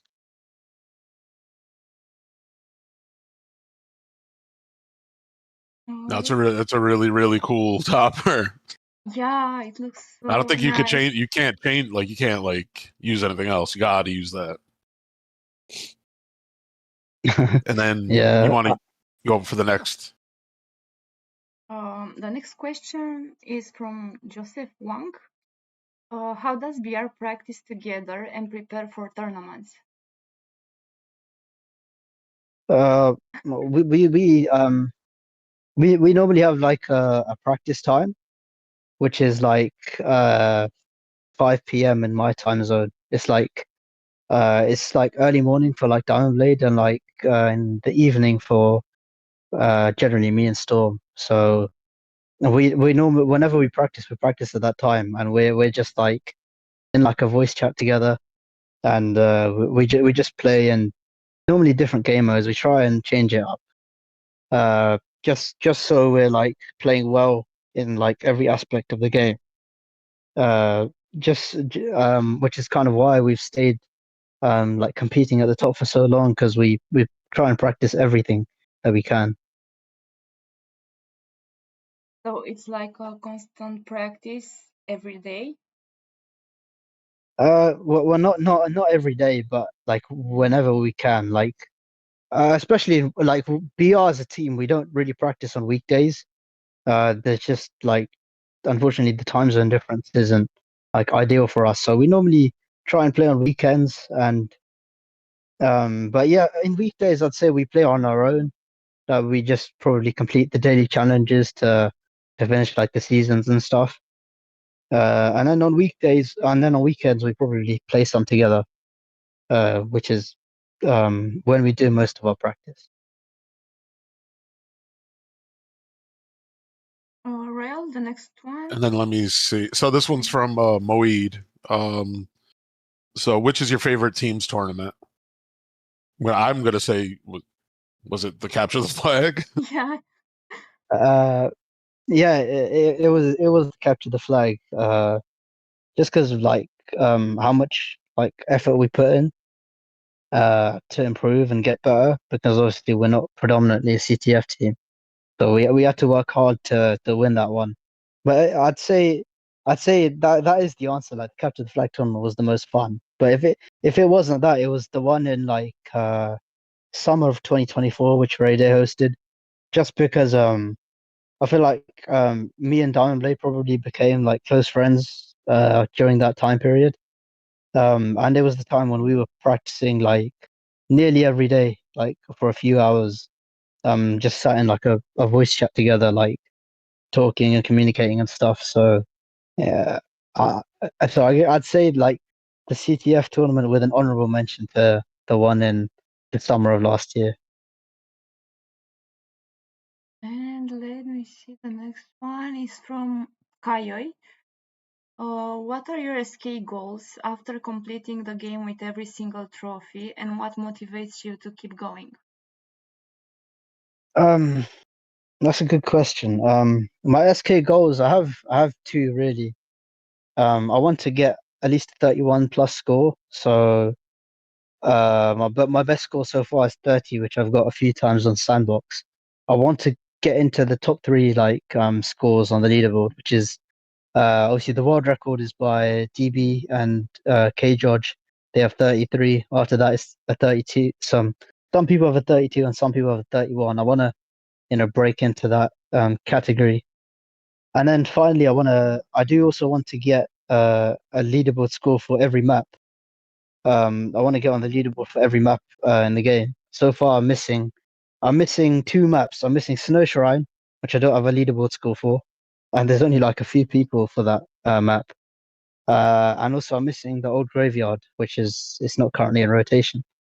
So I want to definitely try and get on the leaderboard for those two maps, and maybe even like Toxic Towers. I probably have to improve my score because I'm just about hanging on in there. But like the way Diamond Blade is playing on that map, like he's pretty soon gonna get like a 29 or 27 or 30 or something crazy to push everyone off, and it's just gonna be him on the leaderboard. So I probably have to grind on Toxic Towers again to get a score on that map. But yeah, so those are my goals. I guess the second part of your question, what motivates me to keep playing is I just enjoy playing Smash cards, you know. I think when you're good at something, generally you want to continue doing it. You want to continue playing. Uh so that's one of the reasons why I've just continued playing. And also like I think the community of Smash cards is it's a good community to be a part of. Like it's not really a toxic community. I think everybody is generally really like quite supportive of each other. And we can all like play and generally be respectful. And yeah, it's just a good time to just play against and interact with different people. Uh, I'd say it's mainly the community, but also just the fact that I enjoy playing Smash cards. Like that's really my only motivation. As soon as I stop enjoy playing it, that's going to be the time when, if I ever retire, it would be then.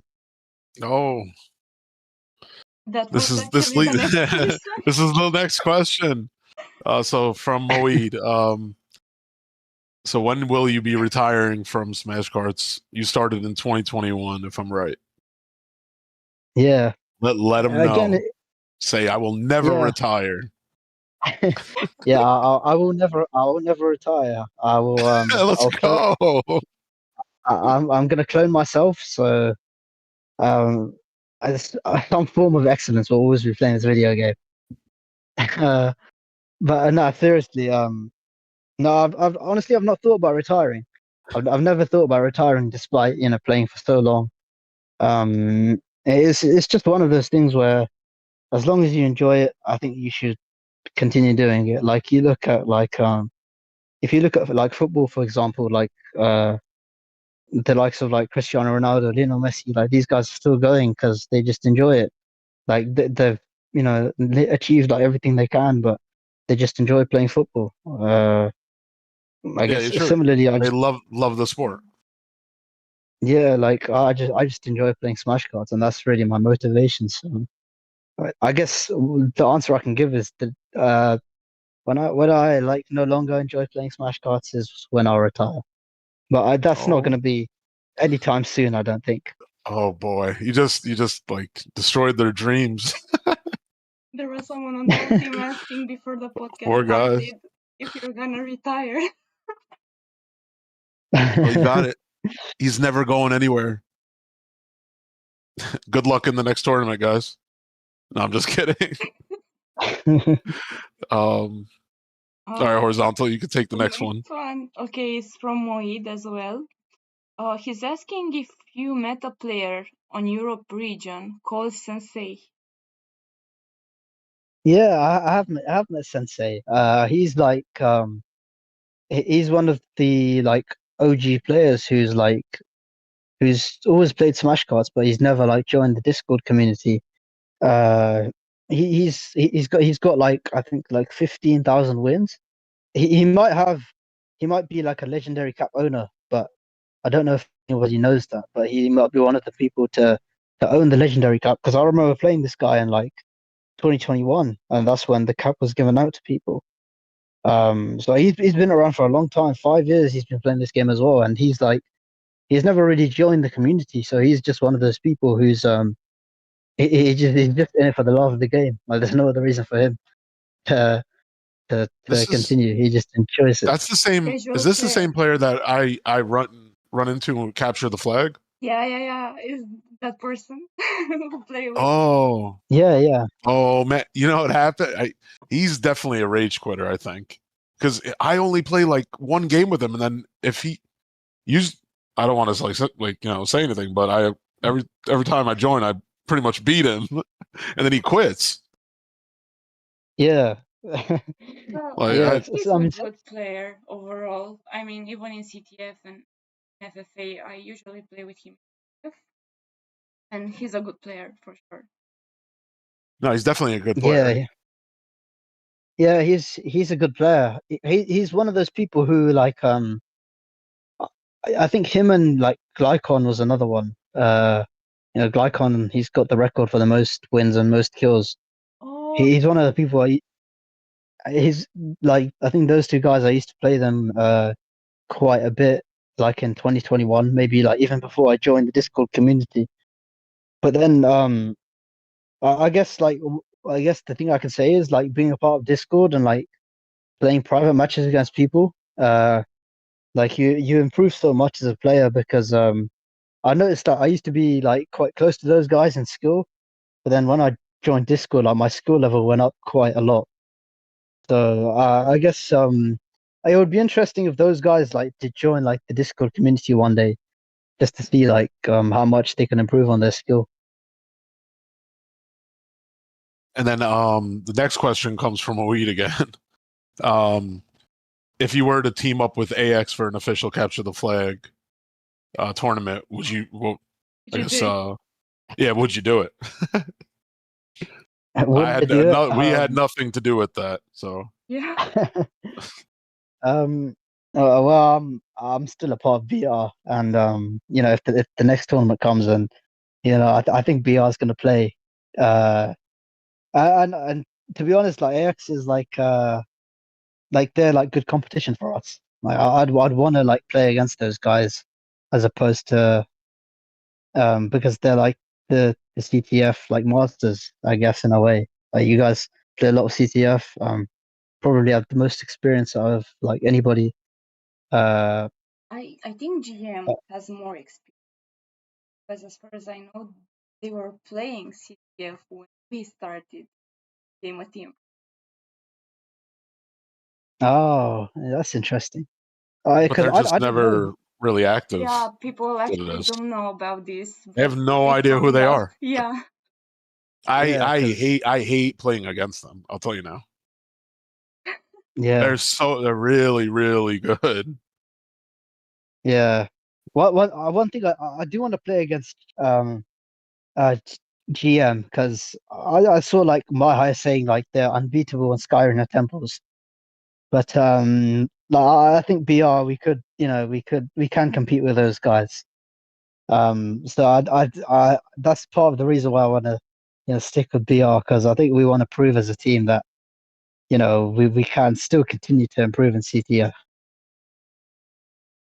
So I guess to answer your question, like I'm loyal to Yeah. BR. I I chose like the initial team members. I was the main captain at the start.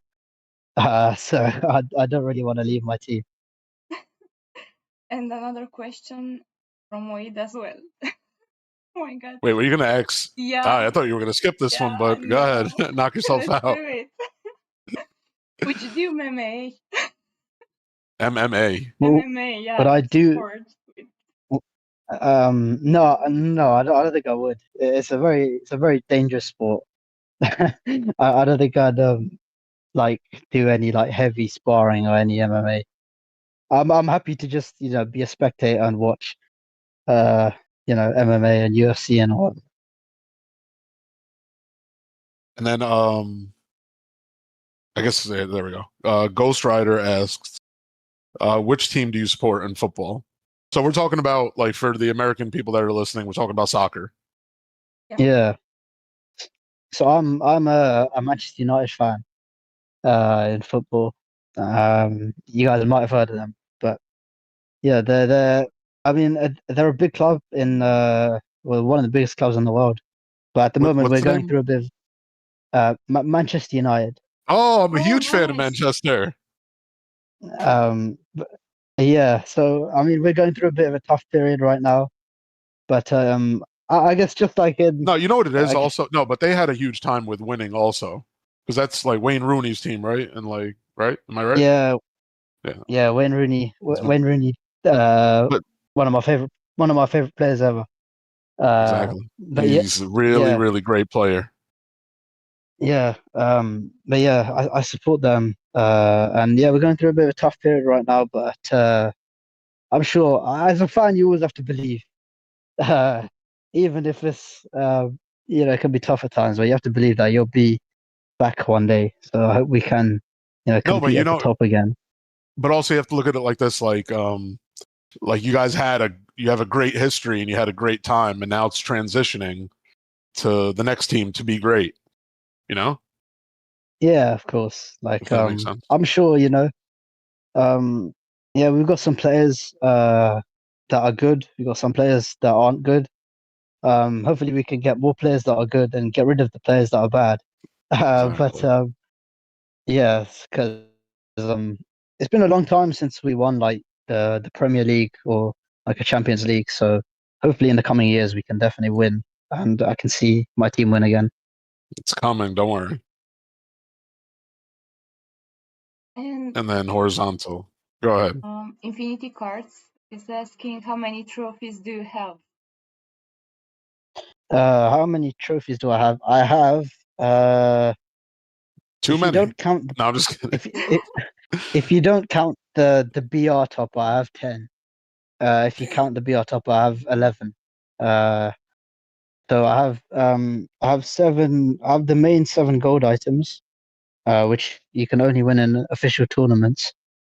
I have the Ray Browser gold topper, which we won.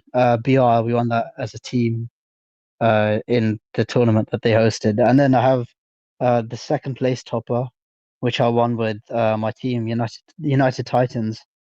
Uh, that was our first win together. And then finally I have the bronze trophy hat as well, which was my very first trophy item. A lot of trophies. Yeah. Okay. Maybe I all don't even your know what to trophies tell you. from him. um, and then this is a question from the janitor. Why don't you ever use the mod font? Or you don't really use it a lot? Ooh, I guess just to avoid targeting, really, That's what I was going to because say. An instant yeah, target. yeah, because I have apart from the mod font, I also have like the gold and the gemtastic green fonts. Mhm. But I don't use any of them really. I only use the main basic font. It's like when we first Uh, started the game, though, it was such a great font to use, the gold one. oh yeah, like everybody who had it then, like it was so cool. It was And so now cool. it feels like if you enter a game, you'll find someone with like one of those fonts. Because at this Mhm. point, like a lot of people have made that purchase. Yeah. And But yeah, it's just really to avoid like targeting in game, I guess. Infinity Cards is also asking when did you become a mod? So I got chosen to be so Smash Me like messaged me to be a mod in 2023, I think it was. Uh yeah, so he messaged me and he wanted me to be a mod. And at the time I think I said to him like I probably wouldn't be as active as some of these other mods, but if you want me to be a mod, I'll be a mod. So yeah, he chose me to be one, and yeah, so that's kind of how I got to be a mod. So I was chosen by Smash Me, who's he's Smash Me is a legend himself. It's kind of sad that he's obviously not around anymore, but he was like he did a really like amazing work as a mod himself. And then let's see what else we have. I think the question. And Ghost Rider, right? Yeah. Ghost Rider asked, who's the first person you met on Discord in Tall Team? Oh, I think it was Fubster, because the reason I joined Discord was for the tournament. Because it was announced in game, the very first Smash Cards tournament. So I joined Discord, and the first person I contacted was Fubster because he was hosting the tournament. And so I kind of said hi to him. I shared my stats with him because he was like seeding players. So if at that time, because nobody had like tournament medals, so the way you were seeded was your stats. I think it was whoever had the highest KDR was like the highest seed. That's basically what it was. So, yeah, so I contacted him, and we messaged. Upster was the first person I messaged on Discord. Do you still actually talk to him at all? No, I don't. I don't think he's. Well, I haven't tried But you messaging do. him, but But you do have him on. Do um, you have him as a friend on Discord? uh, I'm sure. Let me just check, but I believe I do, because unless he has removed everyone, but I used to have Oh. him as a friend. But if you do have him as a friend, can you please tell him to reach out to me? He may not know me. Yeah. Because we'd love to get Oh, him on too. Because that yeah, would be like an epic. Yeah. I'm searching his name now, and I can't find him. So I wonder if he's deleted his Discord account. I Because think he doesn't he accept don't. messages either. He didn't, because I sent him a friend request, but he didn't accept it. Yeah. Oh, okay. Well, we'll figure it out. Let's see. Infinity Cards is asking if you know any BR member in real life. No, I don't. Uh, yeah, I don't know. I haven't met anyone in real life. I mean, the only person who, I mean, me and Outrun could meet one day, because I mean, we're both from the UK, so at some point we probably could meet up one day, but that time hasn't come yet. But yeah, apart from Outrun, like the other BR members are all from the US or like South America, and so and Storm is from. Well, actually, I don't really want to dox his location, but Yeah, yeah. No, you're good. he's from Europe as well. He's from somewhere in Europe. But yeah, so we haven't met up. I always tell people that I'm from Mars. Antarctica. I'm like, yeah, it's long distance. Yeah, that's why you wanted the Mars map that you were talking about earlier, Exactly. You see. because you know what Mars is like. So And then I get accused of being Elon Musk. God help me. And then I know I'm gonna butcher his name. Kaioi. There you go. Did I get it right? Yeah. He's gonna appreciate this. I know he is. I really tried. Um. So, question is Ronaldo or Messi? The question of the year. oh, I think he's gonna say okay. Ronaldo. Um. Please say Well, Messi, bro. You're gonna ruin this kid's day. um. So no. I mean, I like I generally like both guys. Ronaldo, obviously he won like everything with our club. Like he won the Champions League. He helped played a big role in winning that. Won the Champions League, won Premier League titles with us, and he won the Ballon d'Or as well with us, which was amazing. But But I there's mean, there's a but though. There's a but coming. personally for me, I think I do think Messi's the GOAT. Just Oh, because and just because I do think what he does like in 90 minutes on a football pitch, like I've never really seen anything like what he can do. As great as Ronaldo is, and I do like Ronaldo a lot. I think just what Messi can do, I think for me, just to watch is it's pretty amazing. But I like both guys. I just think Messi's a bit better than Ronaldo. Oh boy, that's gonna upset him. I do agree with what you're saying though. Yeah. So, like if you talk to anyone, it's that they've never seen a player like Messi before. Yeah, like If I yeah, had the game on the line and I needed someone, I wouldn't choose Messi over Ronaldo in like a tough yeah. situation. Mm. We'll I move mean, away both from guys this. have done like No, yeah, you have to yeah, give them credit. They're both goats. But if you yeah, only had to choose one, it's like I don't know if you follow basketball, like either like Jordan or LeBron. No matter how much like yeah, LeBron has done, I'm picking Jordan any day. You know, if I had the game on the line. yeah, yeah. That's a good point. I mean, like I think basketball. Well, I think basketball is more about I don't know if I'm judging it right, but it's more about what you won as a team. Like a lot of people say, I know I'm not really into basketball that much, but a lot of people say Jordan won 6 rings, so he's the GOAT because of that, and LeBron only won 4 rings. I think in football, I think more people look at what the individuals do, maybe than basketball. I think basketball maybe they look at more what the team achieved as well.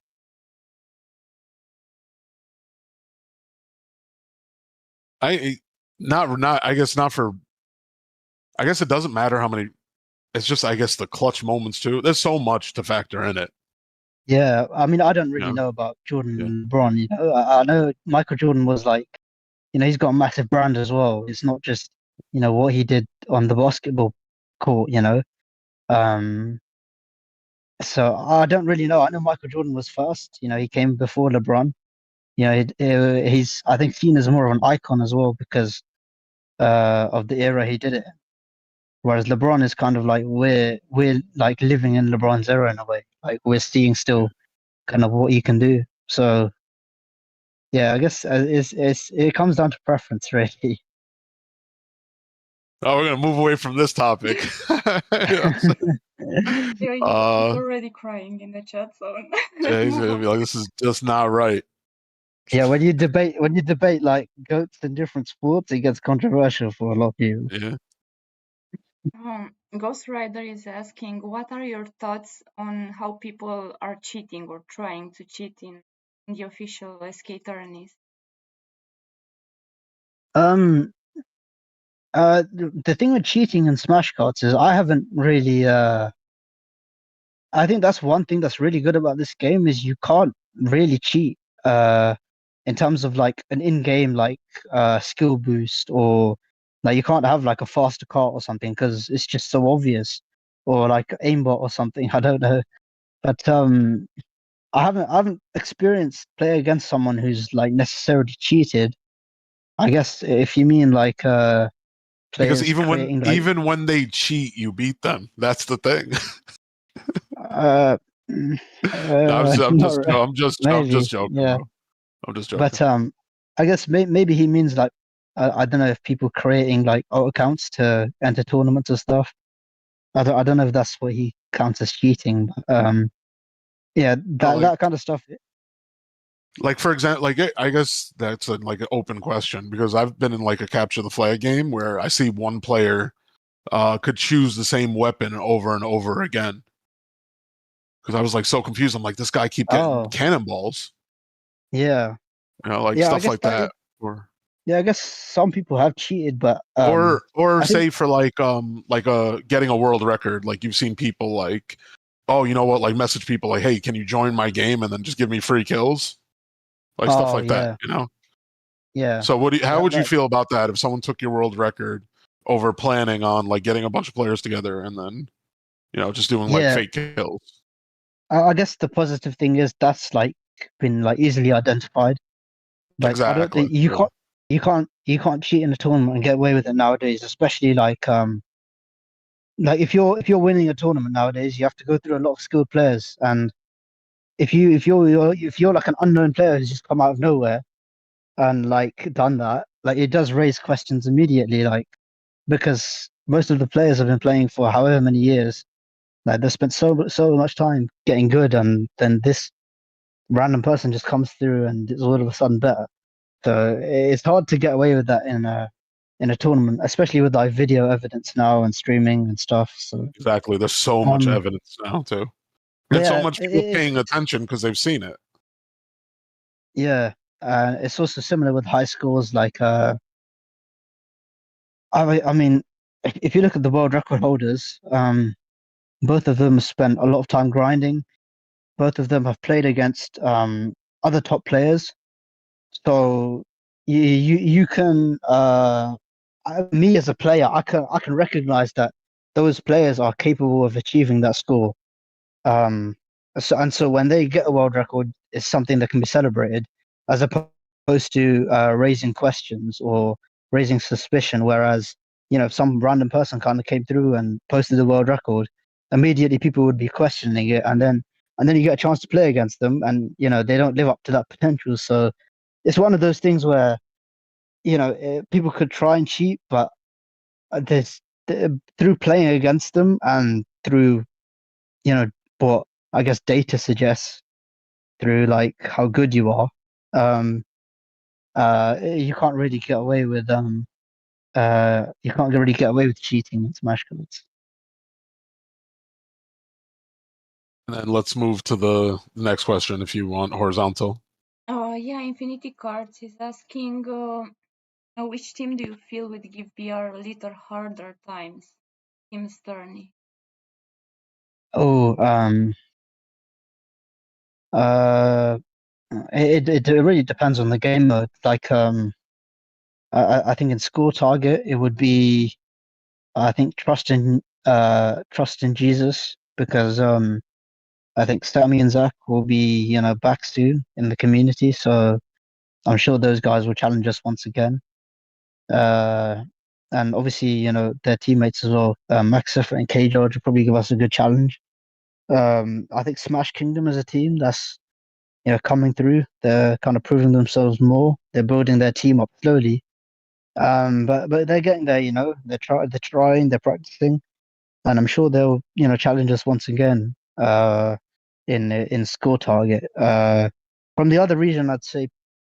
I mean, there was a team obviously that came through in this recent tournament. I forgot the team name. Team MML, I think it was. Yeah, yeah. Uh, yeah. So yeah, the other region. I guess there's some strong teams there. We did play some practice matches against them after that tournament, because we wanted to see like how they kind of won at the time. But I think they have like a little bit way to go to challenge us more frequently, because I think we are like a bit ahead of them. But again, like the fact they kind of have come through to win that tournament against the likes of Smash Crew again, who could challenge us, and smashing as usual with like Joe the Pro and Naban. They're a team who could potentially challenge us in future. Uh, um, if they, because they've shown that they can beat some top teams. So who knows? In like a few months' time, they could be challenging us if they practice enough. But And then also, the in okay. also in I forgot to say, in CTF, it's different in CTF. Like in School Target, it's those teams I mentioned, but in CTF, it would be Gamers and Alpha Extreme, AX. Those are really the two teams I think we look at and think those are the guys who will, challenge us next time. And then I don't know how these questions get through. I'll ask it. Again from Infinity Cards. What's your thoughts on a machine guns only 12v12 tournament? Also, is that like meant to be like the worst tournament ever, or like the most frustrating tournament ever? Like, is A that what lot that's of meant to machine be? guns. Um, Anger management tournament. yeah, uh, yeah, I'm not a fan of that. I think that, and that's like an understatement, I guess. I don't think you'll see me playing that anytime soon. Also, Infinity is asking, what do you love the most about Obi Roads? Oh, so I do also play like Bobby Roads. What do I enjoy the most? I enjoy just uh improving my times. Like I try and like set like the best time I possibly can. Because it's really an Bobby Roads. It's like parkour. It's an obstacle course where you have to jump over different objects. You have to go around different objects. Uh, um, and you have to do it in the fastest time possible. So I'm very much like I try and be a perfectionist. So I try and do things like the best I can, and so that includes like trying to go that extra like few tenth or a second faster than the previous time I can do an Obby Roads. That's really what I enjoy the most about Obby Roads. And then let me see. And then Hamza asked, let's say one day you were to transfer from BR to another team. This is a good one, actually. No, I don't think I've ever heard anyone ask this one. Which team would it be? Oh, transfer. Uh, I've never thought about that. I've never thought about leaving BR, I guess. Could that be my answer? Like, I just never leave BR just for forever. No, you have no choice. You got to go. Um, You I don't have to guess answer if you don't want to. I'm doing a podcast with you guys, and AX is a cool team. So Let's go. There you go. There you have it. So now BR and AX will merge, and then no one will get championship. Imagine. That would be scary. And then horizontal. You want to take the next one? Yeah, Miss Yako is asking, how would you think you will feel when you know you are nearing your Smash Cards retirement? Like, how are your um, feelings? How would be your feelings when you are about to retire from SK? uh, I think I'd be satisfied. Like like right now, the first thing that came to my head was I don't know if you guys have seen like the Thanos meme where like Oh, Yeah, yeah. wait, he's just don't he say it. Let me say it. Let me guess. What's the line? Watch the sunrise, right? Or yeah, something? he's just watching the sunrise and Rest the and watch theme the music. sunrise on a grateful universe. Yeah, the music is I playing think in the that's the line. background. Like Yeah. he's thinking about everything he's done and like how he's satisfied in the end. I guess that's maybe how I'd be. I guess what's the quote? Don't cry because it's over. Smile because it happened. Yeah. Smile because it happened exactly. And then I'm trying to think what else. I think that's it. I think that's it. Yeah. I think he's gotten enough questions, this guy. Um yeah, that's it. I think we're reaching the end Yeah, thanks a of the lot, X, podcast. for accepting our invite, and all the best in the FFA tourney. I have a feeling that you will get a trophy, but Yeah, I I'm hope gonna so. tell no, It's gonna be 100% tough though. Like there's a lot of strong players. I don't think I'm guaranteed a trophy. Like obviously I'm competing against my BR teammates. You've got like some of the Smash Kingdom players. Like there's a lot of good players there. Like Gus and Loki. These guys have been playing really well. Obviously you've got like K George as well. He's going to be trying. It's going to be hard. But I think it'll be entertaining for people to watch as a viewer. I think personally, FFA tournaments are really fun to watch because it's like non-stop action. So you'll stay entertained as a viewer for sure. And then No, that's definitely going to be a crazy. Like, it's probably going to be like a battle royal in every episode for that tournament that's coming. Oh yeah, there's going to be a lot of There murdering. will be, and then Gosh. and then before I forget, I'll wish the Mouse Pro a happy birthday on here if he's still listening. Happy birthday, Mouse Pro. Happy birthday, Mouse Pro. And then I'll be the first to tell Xe-Lence that the next for November podcast, I can't believe it's actually going to happen. It's going to be Goal, right? Am I saying it right? Is that how you say his or her? Yeah, it's Goal. Yeah, is I'm not sure if it's a guy or like male or female. I'm not sure. As a uh, guy? I'm pretty sure it's a guy. Yeah, I think it is a guy. Okay, but Goal will be coming next month, as request of the community. I can't believe it actually happened. Yeah, I'm interested to hear from him. I don't think I've ever heard his voice, so it'll be interesting to hear what he has to say. No, it'll be interesting because I'm told that he's like one of the best players for like even like 1v1s. Yeah, he's he hasn't been around really for the last couple of years, but yeah, in his prime he was a very good player for sure. And then that's pretty much it. No, really, thank you so much, bro, for joining us and taking the time. Really, really appreciate it. Yeah, thanks for having me. It was fun to do this with you guys. You guys asked some good questions, so yeah, I hope people enjoyed this.